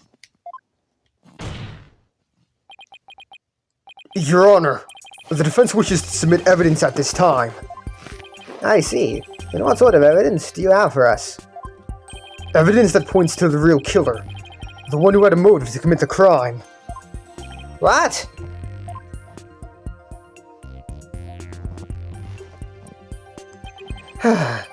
And what have you come up with this time, defense? Trucy Wright is the sole heir to Troop Grammar and its name. This puts her square in the crosshairs of one particular magician. And this piece of evidence points to that one person who with a grudge against Mr. Wright. Take that! And who exactly are you naming, Mr. Justice? 13 years ago, the great Mr. Rios belonged to Troop Grammar. But then the troop ousted him, and Mr. Rios vowed to get revenge on them someday. And what better way to accomplish that than through the ruination of their sole heir? But Mr. Rios is the victim, Mr. Justice. You've named the dead man as your suspect. But is he really dead? What do you mean? Is he really dead? Of course he's fucking dead, you dumbass! If the fact that Mr. Rios is the victim... If the fact that Mr. Rios is the victim is what's throwing you off, then how about we consider this possibility? What if the man who died on that stage yesterday wasn't Mr. Rios?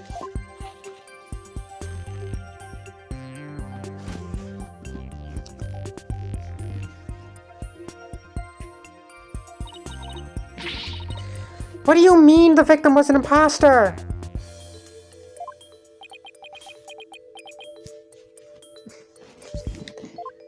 Not Mr. Rios. Then what about the real Mr. Rios?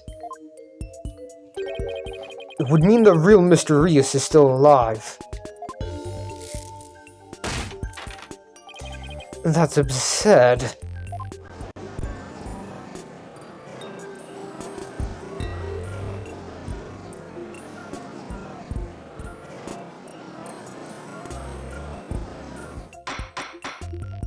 Mr. Justice, who is the real Mr. Rios, if not the victim of this case?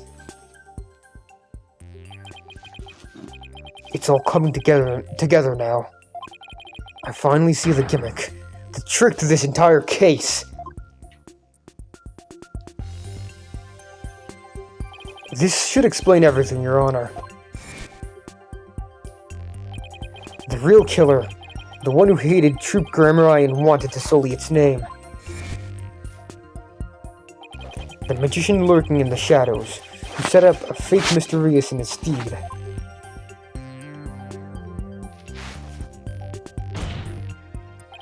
The real Mr. Rios is...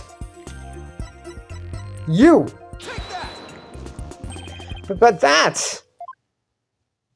Yes it is. Roger Reddings is the real Mr. Rios. The... What?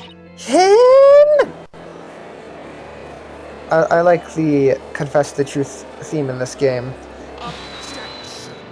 It plays a lot more than in Dual Destinies. Oh, hello, Red Pepper. Your impotent seeds sprout naught but meaningless, empty words. You can't possibly have proof to support such an outlandish theory. It's not a bad idea for a soap opera, but not even diehard fans of the genre would stick around past the pilot. You want proof? Well, I've got proof. I can prove it by proving that the Mr. Rios in yesterday's magic show was a fake. And to do that, I just need you to look at this spot on the poster. This spot. This spot. That spot. This is the injury Mr. Rios sustained while practicing a magic trick 13 years ago. However, the video the victim shot of himself shows no trace of that injury. Oh my, you're absolutely right. Now, Mr. Reddens, what do you suppose we'd find if we took a look at your right forearm? Is there by chance a nasty 13-year-old scar under that sleeve of yours?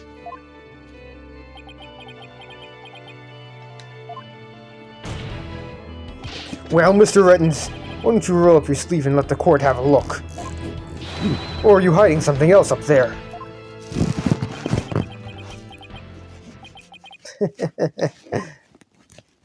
Come on now, I have nothing up my sleeve. I don't need to hide anything up there, because I require no tricks or gimmicks. For you see, my magic is the real deal.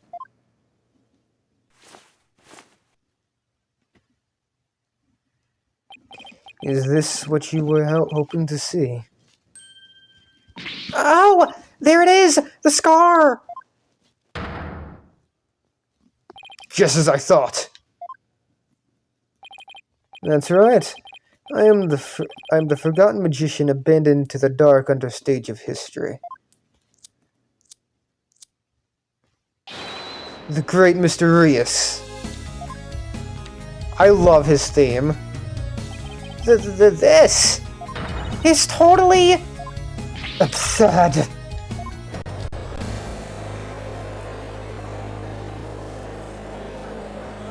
Dude, get some pants. I can't take you seriously because you don't wear pants. Oh, how ironic, wouldn't you say? This odious mark carved into me by Troop Grammar would bring me back into the limelight once more. Strange are the comic threads before me. If the witness is the real Mr. Rios, then he was the victim who perished in the magic show. He was but a fan. I met him on one of my programs several years ago. He said he had become a magician out of admiration for the great Mr. Rios. In confidence, I told him my true identity, and let him take on my mantle. And when did this man take over for you? About 2 years ago. I taught him my tricks and even acted as his producer. And so, a mere amateur became a popular magician overnight. Courtesy of my magic, on the stage we call television. Hope you enjoyed the show. You really had us all fooled. Mr. Rettens, or should I say, Mr. Rios. In your hatred of Troop Grammar, you killed the victim, Mr. Mystery. And then set up Miss Wright to take the fall, didn't you? You did it all just to tarnish the Grammar name.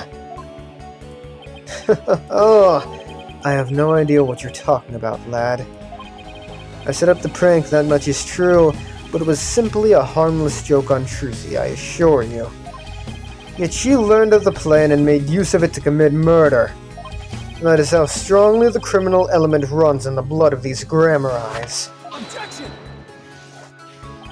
But if it was a secret plan that very few people knew about, couldn't you have been the one to use it for murder instead? Gah! Yikes! Eek! His head! Just kidding. What the heck was that?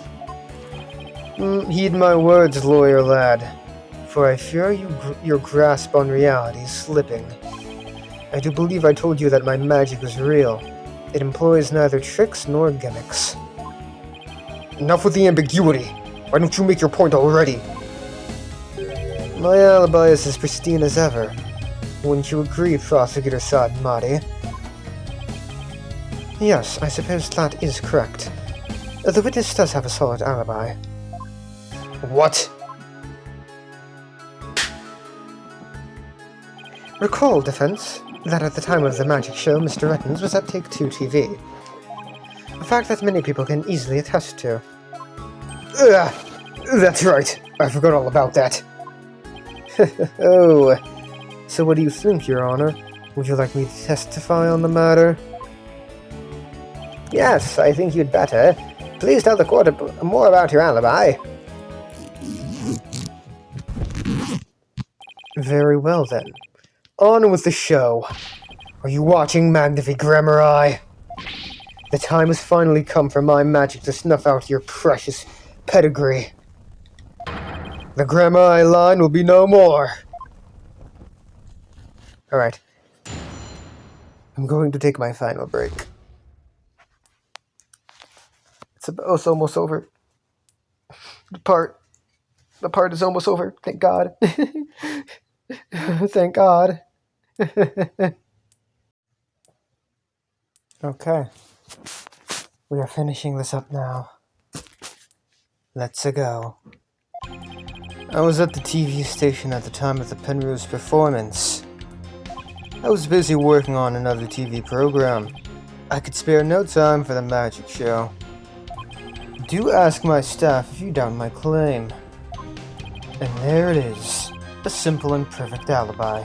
No tricks, no gimmicks, just the truth.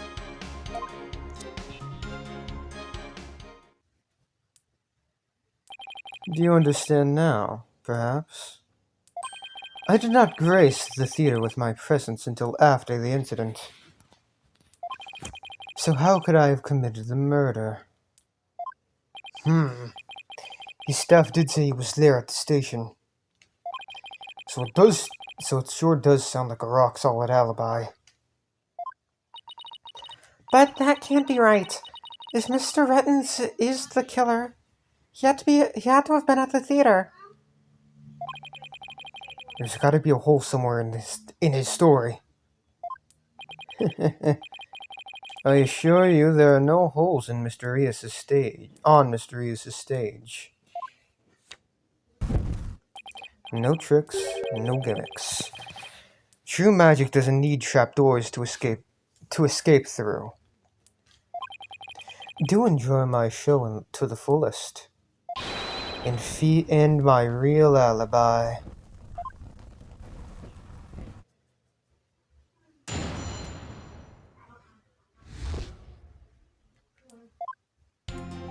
I was at the TV station at the time of the Penrose performance. Hold it! But you did come to the theater eventually, isn't that right? Indeed. Anxious to see how the show was progressing, I made my way to the theater. Let's see. My journey took about 10 minutes by car. Could he actually have been at the theater during those 10 minutes, killing the victim? Allow me a stab at reading your mind. Could I have been at the theater during those 10 minutes, killing the victim? How in the... But no, I took a taxi. The driver can attest to that. Feel free to call the taxi company, if my word does not satisfy you. The driver's a big fan of the ratings, Raja. I even gave him my card. He gave the driver his card? That was very clever of him. You might as well give it up, lad. Questioning real magic is a fool's errand. Besides, you know very well what I was doing at the time of the incident. I was busy working on another TV program. I could spare no time for the magic show. Hold it! What was this other TV show you were working on? My own special project, you see? No, one moment. Perhaps this is more appropriate. It's a Ratings Raja special production. Yeah, hang loose, baby! It's called Desperation Regeneration. You switched personalities just to say that. What's the show about? Washed up has-been singers and comedians get together and play musical chairs. The winner of the game is given a second chance at their career. A priceless prize for chumps who washed up too early in life. Sounds great, right? Might I suggest you appear on that show, Mr. Justice? As the ex-lawyer, he used to make ridiculous bluffs in court, and faded slowly into obscurity. And let the ratings Raja produce my TV debut? Not in this lifetime. You have great reactions. Who knows? TV might be your true calling. Hey, whose side are you on? In any case, I was overseeing production of this program during the Penrose performance. Do ask my staff if you doubt my claim. Hold it! How do we know those staff members aren't in cahoots with you? I make it my business to perform solo. My magic has neither need nor want of assistance. After all, one of them could reveal the secrets behind my magic, could they not? So he doesn't trust anybody, huh? He's the complete opposite of Trucy. There were many people there in the studio audience who saw the witness as well. Even if he had been able to persuade his own staff to cover for him, he could not have convinced so many complete strangers to do the same. He really has made a rock-solid alibi for himself. Yeah, it's almost too good, you know? It's eerie how perfect it is. Has all been revealed to you now? And there it is, a simple and perfect alibi. No tricks, no gimmicks, just the truth. Hold it! I've got it! Do you have a brother? A brother that looks exactly like you, maybe? Again with the twin business. You think the audience will let you get away with using the same gimmick twice in a row? If you do not believe in defense, why not investigate for yourself? Though I am sure your efforts will prove to be thoroughly fruitless. Yeah, I guess the twins theory is a little far-fetched. Ah, his alibi really is airtight. I believe we've heard enough. While I believe the witness does indeed harbor some ill will against the defendant, there is no reason to doubt that he was at the TV station at the time of the incident. Yes, the facts prove it was impossible for the witness to have been involved with this crime. These last rites for the victim have dragged on long enough. The soul of the victim himself is so bored that it is resting on top of Your Honor's head. It is!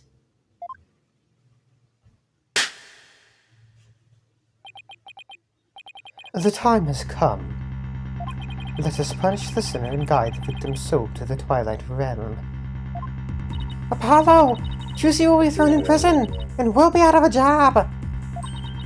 But if you catch tasty fishies, will you sell me some at a good price? I told you I have absolutely zero intention of going off on a tuna boat. Think, Justice. You have to figure this out. It's no use. I can't find a single flaw. So what now? Oh, behold my never-ending magic show. Come for the awe-inspiring showmanship of the great Mysterious, and stay for the grand illusion until the end of time.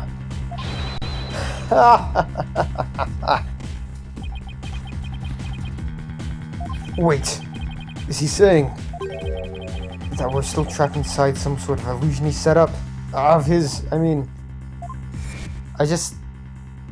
hallucinated the end of that line. That's what professional magicians do. Make their audience see something that isn't really there.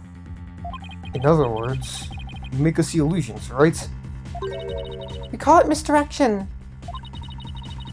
While we keep you busy believing one thing, we're busy making something else happen. What we say is there really isn't, and what we say isn't there actually is.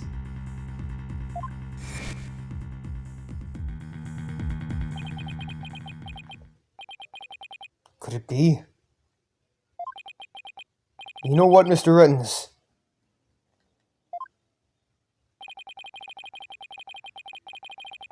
I guess we have all been spectators to the elaborate illusion you've prepared for us. An illusion that has subtly turned our attention towards something you wanted us to see.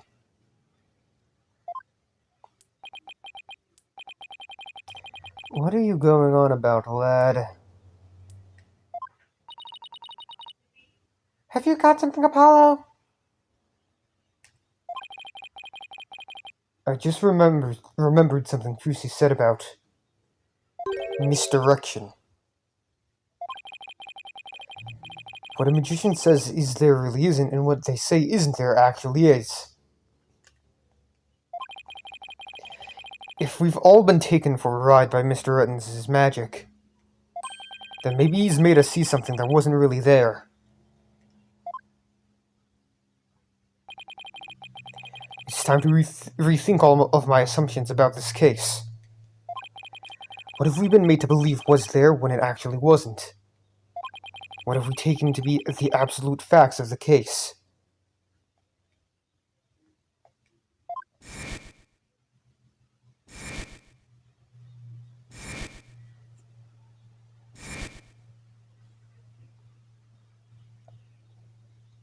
If I reevaluate the validity of all of these things, then just maybe,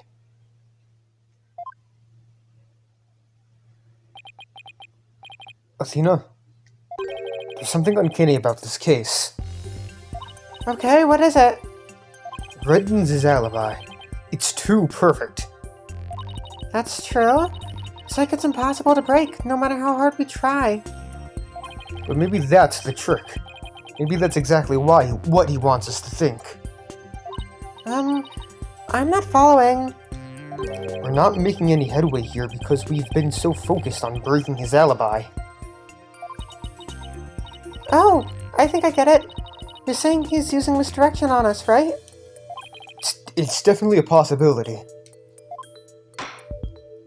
Would the defense care to share with everyone what it's discussing over there?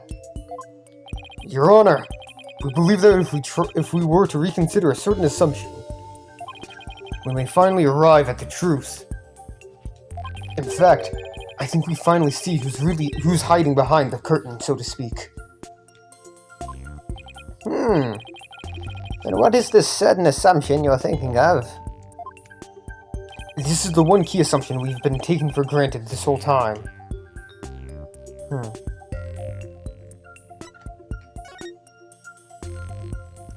What if the culprit was somewhere other than the theater at the time of the crime?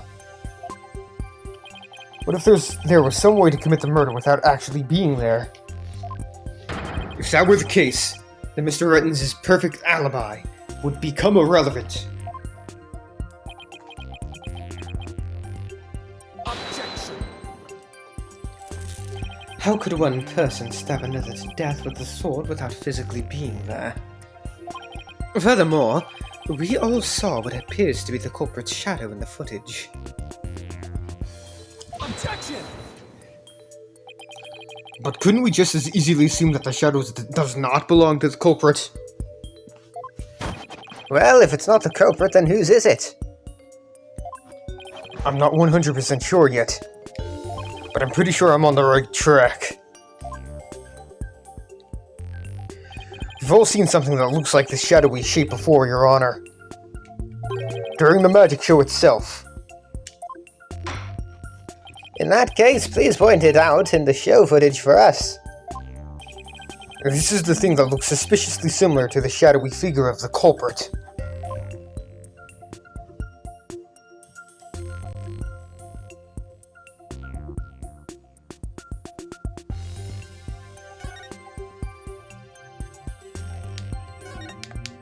No. No!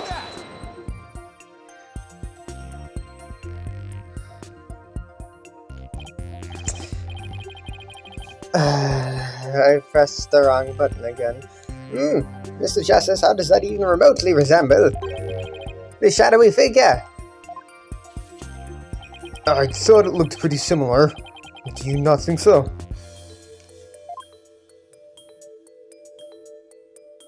Not in the slightest. Oh. Huh? Oh, that's funny. It looked pretty shady to me. And your logic is even shadier.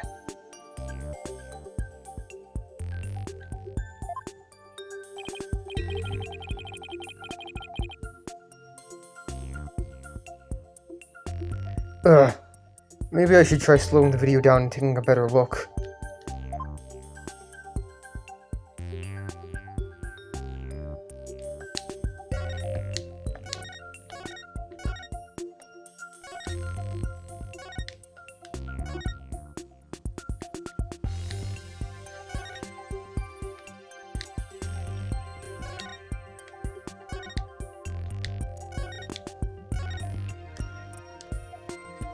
Alright.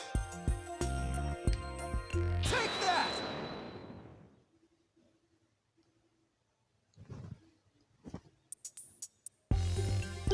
Doesn't this shadow resemble a suspicious shadowy figure? Now that you mention it, it does, doesn't it? Miss Wright, could you identify the shadow for the court? Let's see. I believe that's Mr. Hat's shadow. It's from when he was being pulled up from the stage to the catwalk overhead by wire. Then, could the shadow that's shown later in the footage be Mr. Hat too? No, that's not possible. After Mr. Hat was pulled up to the catwalk, he stayed up there.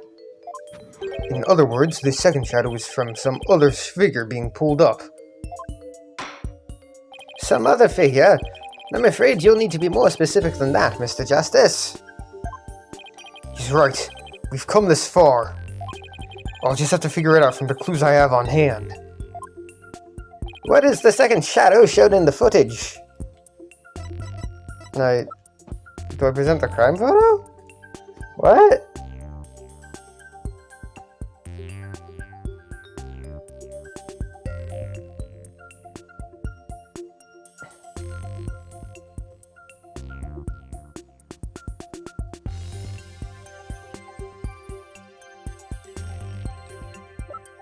No, what the fuck? Why did it do that? Take that! If we consider what was happening on the stage at the time, there is only one answer. The shadow belonged to the fake Mysterious. In other words, Mr. Man of Mystery. The victim? Please take a look at the prank plan script. Mr. Mystery was to pretend to be dead and then fly up into the air after that. Isn't that right, Mr. Edens? Indeed. And what of it? I contend that that's exactly what happened. The victim was wearing a stunt harness around his waist. It was most likely attached to a stunt wire so that he could be pulled up into the air. So you're suggesting that, after pretending to be dead in the coffin, the victim flew up into the air just as the prank script says? Exactly.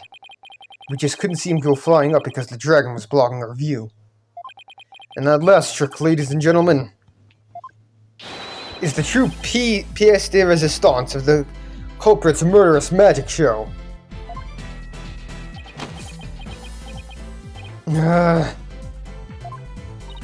Don't tell me! You've got it all figured out? Yes, I think so. If we can just look beyond Mr. Edens' last bit of misdirections, we should finally be able to see the real truth. The victim must have been pulled up into the catwalk, just like Mr. Hat, and hit the cushioning up there with considerable force. I just have to figure out what else happened up there at that time. Are you ready to elaborate, Mr. Justice? Yes, Your Honor. I'm ready. In that case, please answer me this. Why did the culprit make the victim fly up into the air like that? To murder him? I would assume so.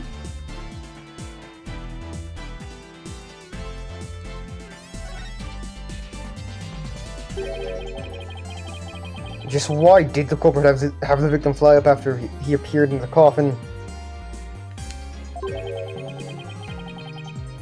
And how did the victim actually die? When he was only pretending to be dead in the coffin? If we can figure out how these two questions relate, the answers should become clear. Could it be? Mr. Mystery must have thought he was still a part of a prank when he appeared on stage. He probably didn't suspect a thing as he was being pulled into the air. After Miss Wright was called backstage and just as the set piece fell. But the culprit had already planted the real murder weapon in a cushion in the catwalk. It was probably a knife or blade of some sort. What? You mean? Yes, it really was a magical murder. Just as the prank script said, Mr. Mystery was whisked up into the air. And straight into a blade there in the catwalk.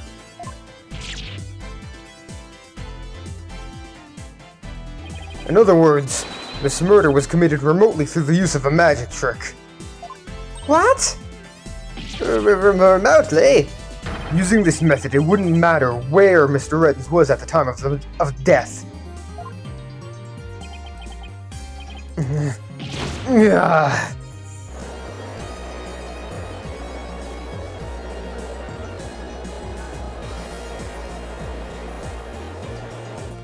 But how exactly does it work, Mr. Justice?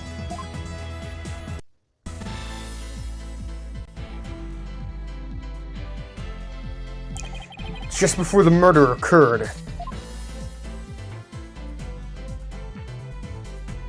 the dragon set piece was up in the catwalk. It and Mr. Man of Mystery were connected to each other by a wire at the time.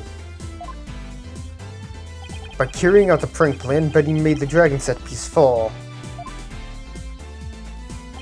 which caused Mr. Mystery to rocket straight up and into the blade and the cushion.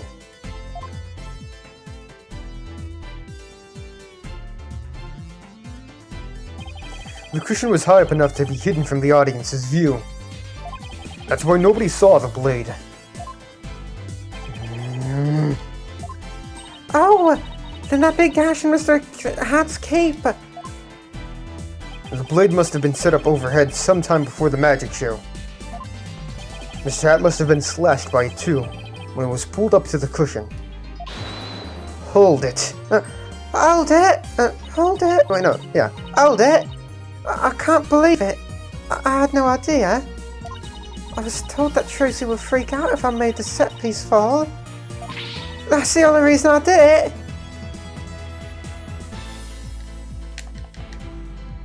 it. You were used, Betty. Roger Rittens used you. Hold on. My controller's not working.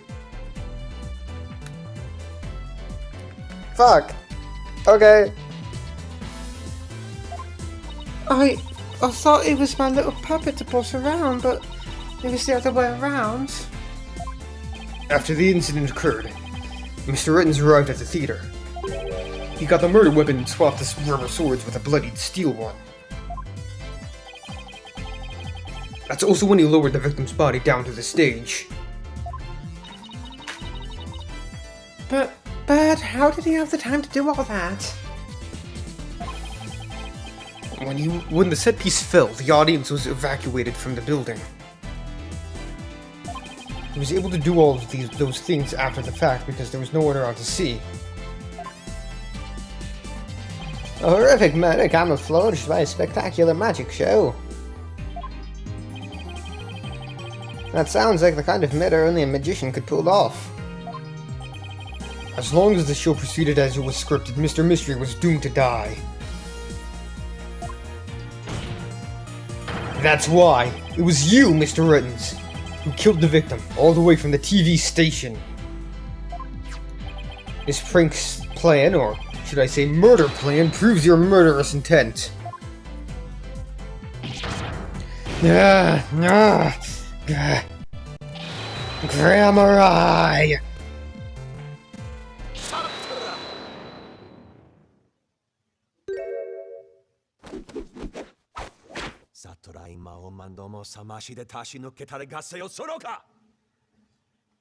Wowie.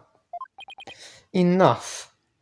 You dim-witted, ignorant, imbecilic, putrid red pepper. You can't possibly have a counter-argument to make. Talk about not knowing when to let it go and move on. Do you have a rebuttal or something, Prosecutor Sadmati? No blade of any kind was found in the catwalk. Which means you have no evidence to support your theory. Wrong button. But Mr. Rittens retrieved it after the fact.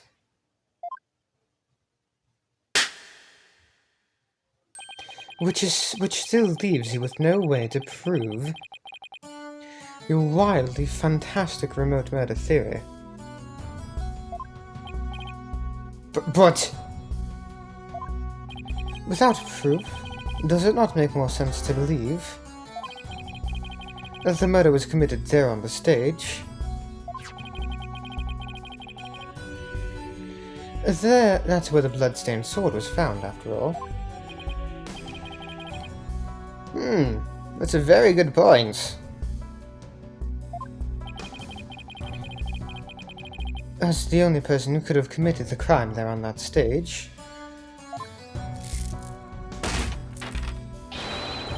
Tracy Wright remains the prime suspect. It would appear that what you call truth is little more than a cheap parlor trick. In the end, you have done nothing to prove the accused's innocence. It is time at last to let it go and move on.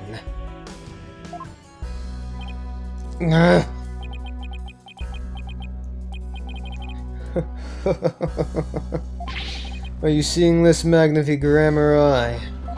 My magic is exacting punishment on your granddaughter. The Grammar Eye name is done for.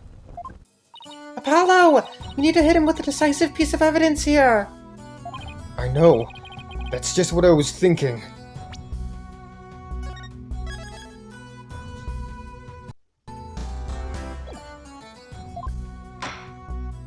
Mr. Justice, do you or don't you have anything to prove that the witnesses committed this remote murder you proposed?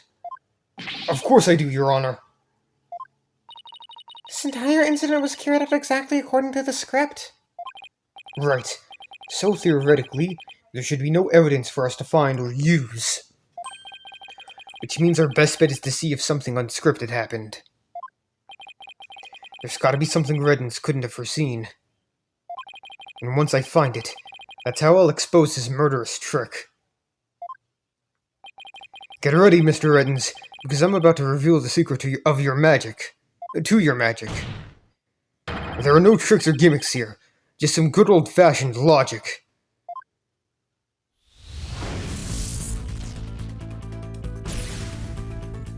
As long as the magic show went as scripted, the murder plan would happen without fail. Everything in this case was carefully planned so that no evidence would be left behind.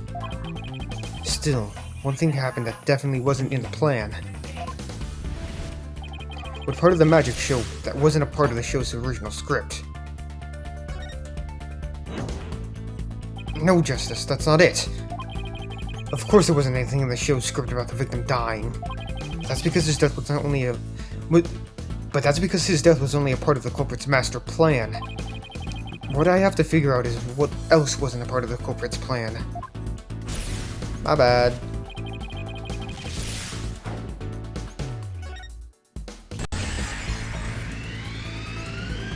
Bonnie made a mistake.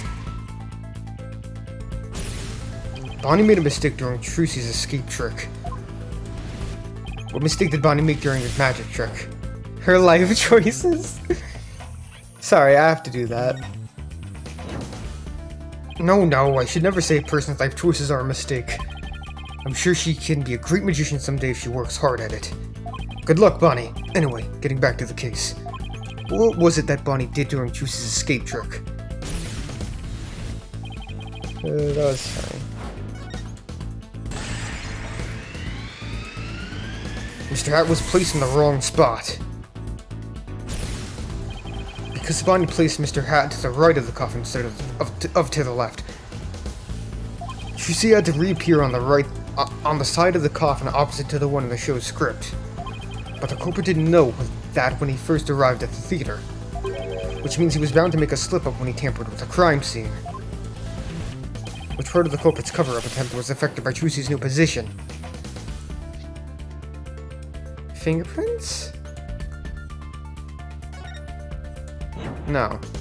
No, that's not right. Even if Trucy's position changed, that wouldn't affect the placement of the fingerprints on the outside of the coffin. Besides, Trucy didn't even leave any fingerprints. So in that case...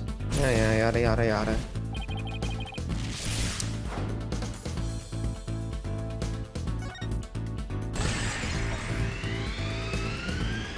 The blood was on the wrong side of the coffin, too. Thinking Trucy had appeared on the left, the culprit must have put the blood in the left hole. But the blood was eventually discovered in the right hole during the police investigation. If the killer had originally put the blood on the left side, that means he must have tampered with the scene again afterwards to make it line up with the facts. To make the crime scene consistent with the facts, the culprit must have...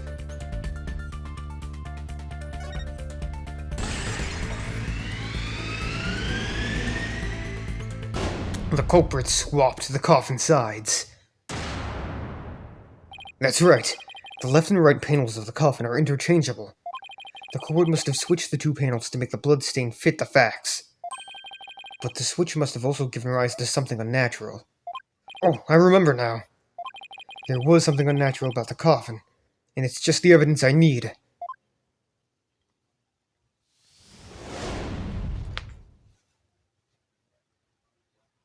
Sorry, Mr. Reddens, but I have some very conclusive proof of your guilt. Another bluff, is it? There's no way I have anything of that kind. My magic is real, no trick. No, there are tricks and gimmicks to it, just like any other illusion. What? After the murder, you switched the left and right panels of the coffin, didn't you? Yeah. And because you did, you left behind something very unnatural for us to find. This proves that Roger Reddens tampered with the crime scene after the murder took place.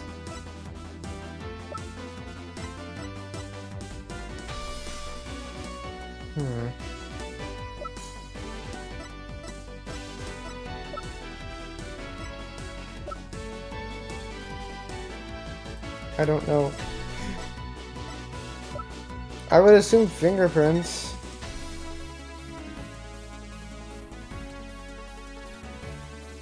Oh. Take that! The fingerprinting results. What about the fingerprints and is unnatural? Let's take a look at the prints the victim left inside the coffin, shall we? If the victim was facing forward in the coffin, his prints should have looked like this. However, what we found was they were facing the opposite direction. It's quite unnatural for the prints to be facing this way, wouldn't you agree? Ah! It is strange, isn't it? But how did they get this way? They got this way because the culprit thought the magic show had gone according to script. The culprit thought Mr. Hat would be on the left side of the coffin. And that Mr. Wright would also pop up to the left side of the coffin, as per the show's script. He then assumed she had thrust the sword into the hole on the left side of the coffin. That's why he put blood in the left hole when he was trying to cover up his crime.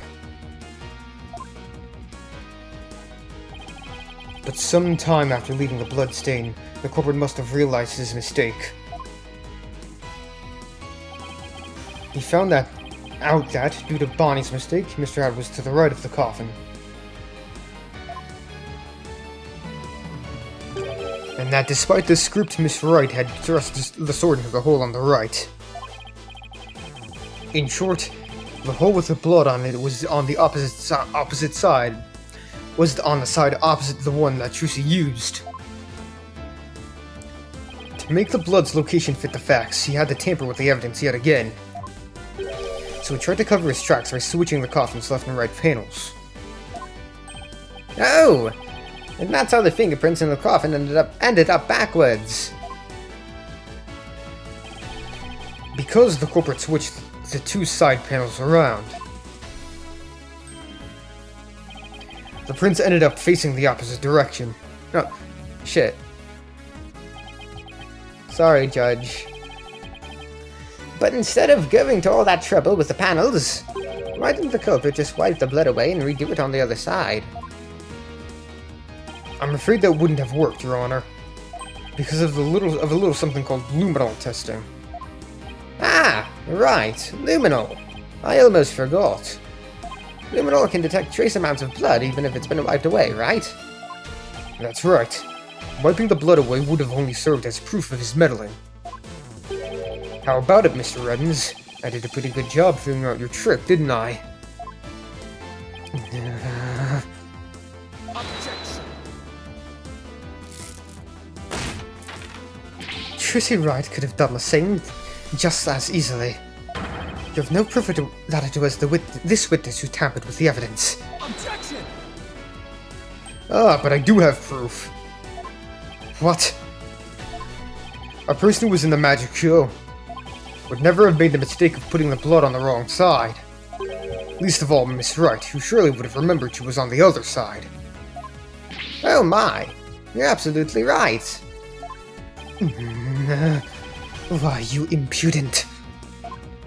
I'm sure you've realized by now, Prosecutor Saad-Mahdi, that your claim that Miss Wright is the culprit just doesn't add up. Hold up.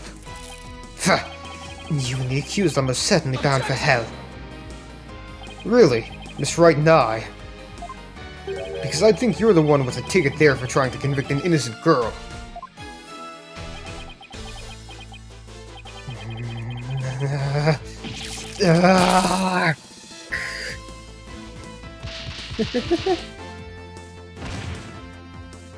Prosecutor Saad-Mahdi, are you alright? As for the true culprit, he is someone who knew how the show was supposed to go but didn't actually see it. And someone who had the chance to tamper with the crime scene after the incident. And the only person who fits the bill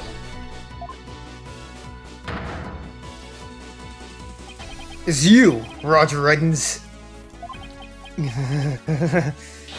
Grammar Eye. All of the secrets to your tricks have been revealed. And with no tricks left, I'm afraid your show has been cancelled. Permanently.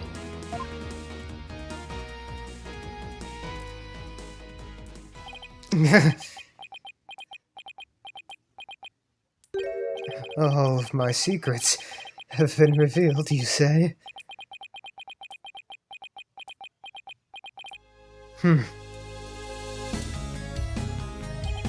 Don't make me laugh, boy. Mine is the true, real magic.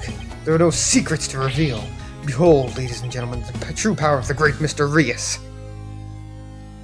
Witness a magic far greater than truth Grammar Eyes. Burn! crumble. Fall to my furious flames. The great Mysterious will bring an end to you all. And now, for the final heir to the grammar I name right here, right now, you too shall burn.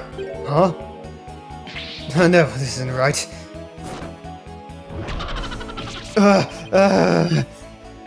No, I didn't do anything wrong. No, it's not my fault. I'm not the one to blame. I'm the victim here. What? Stop. No. I'm not doing that. Curse you, Grammar Eye.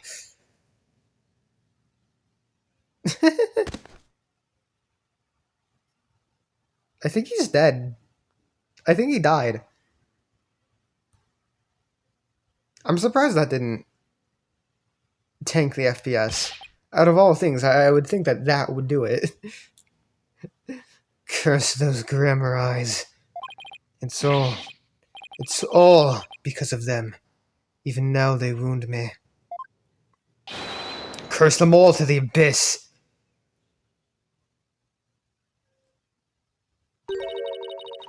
Do you really hate us that much?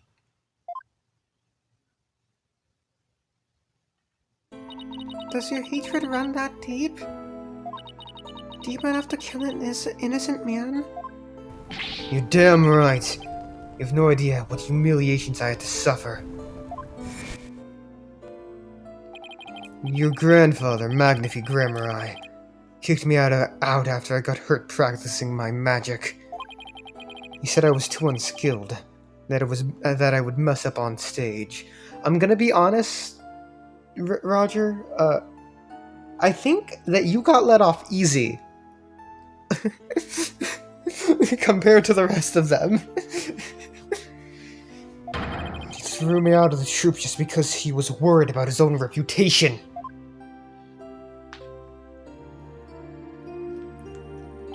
Since I was but a child, it was always my dream to become a great magician. But that Magnifi, he took it all from me. But that's no excuse. That's no reason to do something so evil. Magic is supposed to make people happy, not used as a means for murder. What's the big deal? I just used what I had available to me, that's all. You killed a guy! I get it now. That attitude toward magic is why my grandfather kicked you out. You don't deserve to call yourself a magician!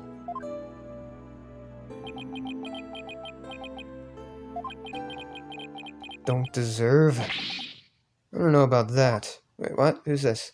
Yeah, okay, I don't know about that. After all, you were completely taken in by my magic, were you not? If not for that lawyer over there, you would be on your way to prison as we speak. You're right. I didn't see through your tricks.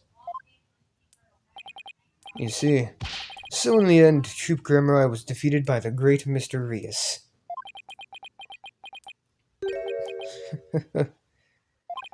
You're not fit to lecture me from on high, Trucy Wright. You don't even deserve to call yourself a magician, you naive greenhorn!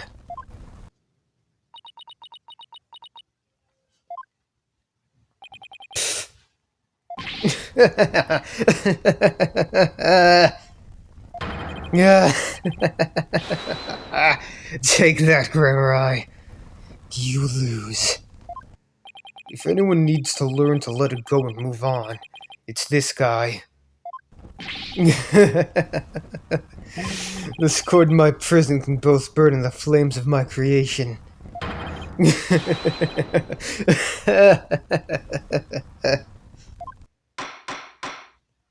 Bailiff, take Mr. Ettins away!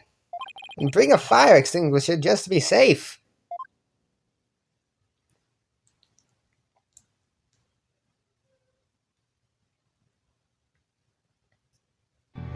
It looks like we've reached the end.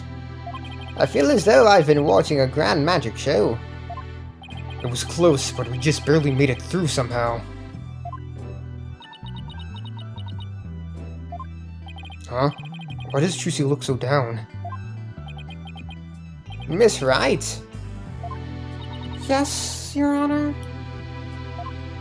I'm about to announce my verdict. Could I see that wonderful smile of yours? It's the smile of a true entertainer, as I do. Yes, Your Honor. Now then, the court's fine. This court finds the defendant, Trucy Wright,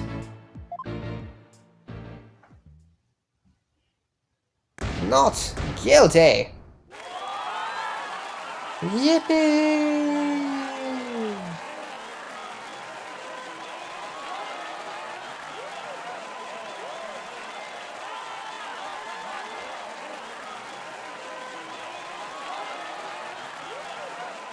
Court is adjourned.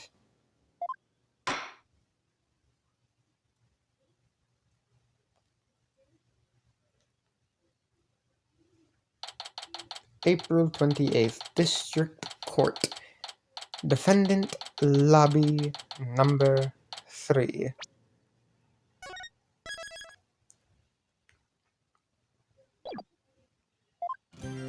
Thank you for everything, Polly. Oh, Trucy, grazie del Dio. Now you can open your show tomorrow, just as planned. No, she can't. One of the performers is dead. Yep, and it's all thanks to you two. Oh, but now that Mr. Rios is gone, I'll need to find somebody to replace him. I don't like the way she's looking at me. Trucy, I'm so sorry about everything. Hey, what are you apologising for? Roger Ratton's used us, we're victims too. Even made me an accomplice to murder. But, Betty, we have to take some of the blame for this too, you know. Even if we didn't know he was planning to kill Mr. Mystery, we cooperated with him. It's all my fault, isn't it? Neither one of you is to blame. Okay. I pressed the thing. The only one in the wrong is the person who used magic to commit murder, Roger Reddens.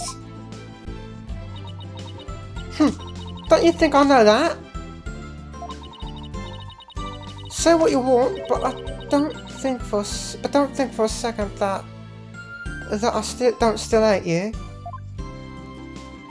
I guess she really does hate me. But Betty, why? You used to be a huge fan of Trucy's. Hey, shut up! I've always hated her. Really? But we hadn't seen Trucy's magic show. If we hadn't seen Trucy's magic show, we never would have tried to become professional magicians ourselves, right? So speak for yourself. But Betty, do you still have... She still has what? You still have her autograph from that day? Ah! Shut up! Just shut up! She was acting that way this whole time because she secretly loves Trucy? She's a lesbian!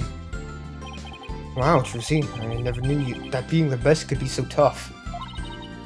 Come on, Betty, we're leaving. We have to get ready for tomorrow's show. You're really excited about performing with Trucy again, aren't you? That's not true, so this is a bit dummy.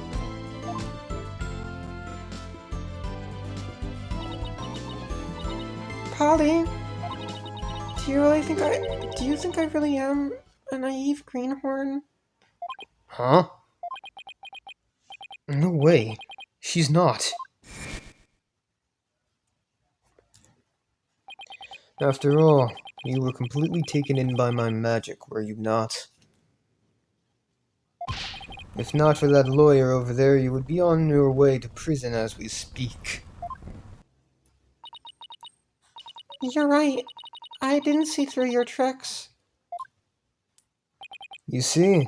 So in the end, Troop Grammar was defeated by the great Mr. Rios.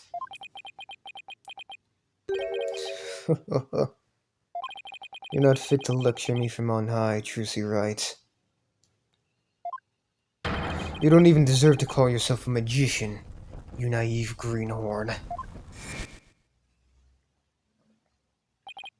Trucy, don't tell me you're taking what Redden said to heart. Well, maybe a little. I didn't see through his tricks and I let myself be taken in by his magic. I can't trust myself anymore. Maybe he was right to call me a greenhorn.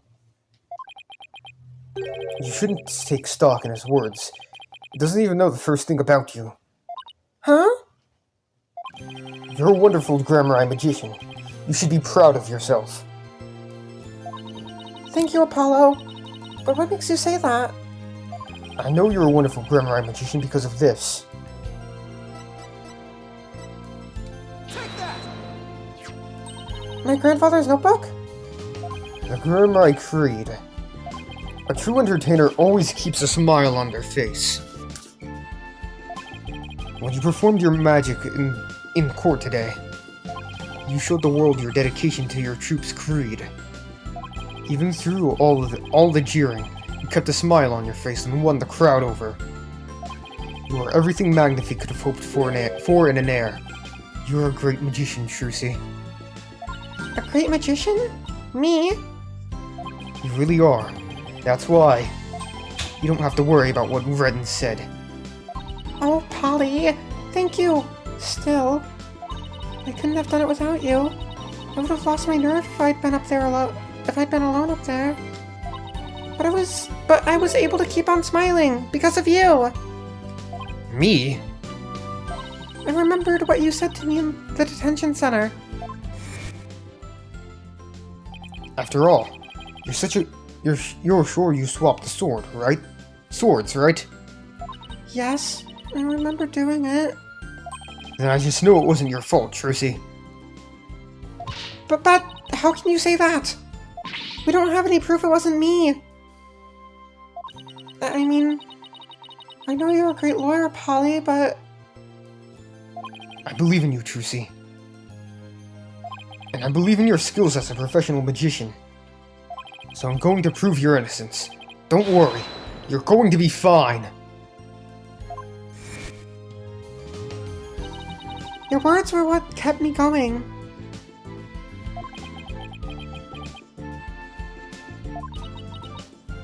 Apollo? Thank you from the bottom of my heart. Now I can be everything I was meant to be. Trucy's real smile is the best.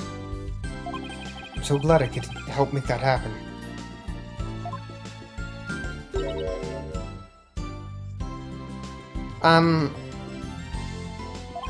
Emma?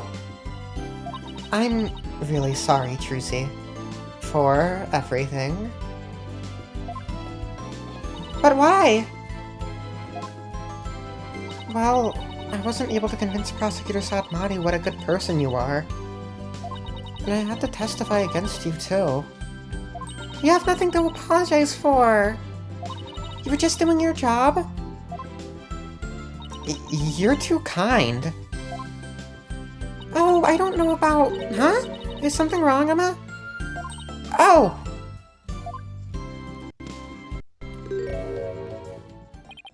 Prosecutor Sadmati, what are you doing here? Detective Sky. Yes? I require a forensic expert in order to close this case. Come, let us go. Wait, Prosecutor Sadmati. The trial is over, Mr. Justice. You and I are strangers once more, with no further need to interact. Strangers? Have you really forgotten all about me? What?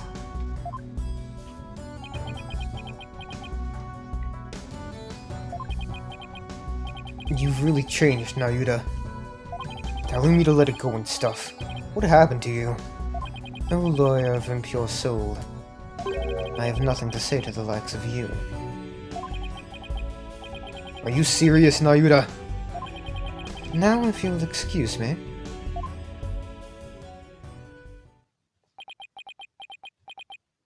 There he goes. What was that all about, Apollo? How do you know Prosecutor Sadmati? Let's just say we're old acquaintances. Acquaintances? Seems like something more than that. Yeah, well, You don't like to talk about your past, do you? Because you always change the subject. I guess I'll have to talk about it someday. But for now, come on, let's forget about the past and celebrate Truce's future. Sure, if you say so. Hey, it's Mr. Wright. Put him on speakerphone, Apollo. What's up, Mr. Wright? Apollo! How's Trucy? What happened to the trial? Did you get a not guilty verdict? Mr. Wright, slow down. Everything's fine. Hi, Daddy. I'm okay now. She was found not guilty in a very dramatic turnabout.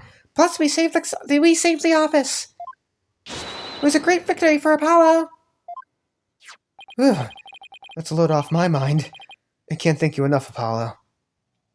Now I know I can trust you to hold down the fort any time. Me? Really? Yes, you. You're a real full-fledged lawyer now in my eyes. A full-fledged lawyer? I still can't wrap my mind around it. Thank goodness you were there to take care of everything. And thank you, Apollo. No need to go that far, boss. Especially not in front of everyone. Oh, and by the way, I won't be able to make it to tomorrow's show, so I was hoping you could go. You'll do that for me, won't you? Of course! I wouldn't miss it for the world. Full-fledged. So, Daddy asked you to come to tomorrow's show, huh? Ask my assistant, right? No, he just asked me to go cheer you on. Okay, then I'll be sure to save you the best seat in the house, Polly. The best seat in the house? I really appreciate the thought, but... Good, then it's settled.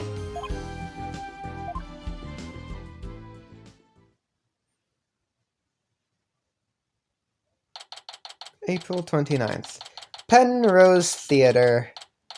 Stage. Objection! I should have known. Hi, Apollo. That this is what she meant. Magical Girl Trucy Wright will now perform her greatest illusion yet. There are no tricks or gimmicks here, ladies and gentlemen. This is real magic. Wait a minute. You're kidding, right? There is a trick or gimmick, right? I'm too young to die. Now then, Mr. Hat, you know what to do with that sword? No, wait, stop. No. And that is how Trucy and Grammarland ended on a rousing high note. With a big round of applause and Polly's ear-splitting screams. What kind of an ending is that?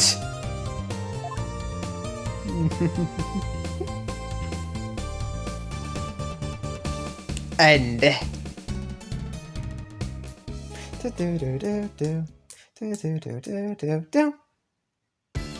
A new episode has been added. The Wright of Turnabout. God, this took so long to finish.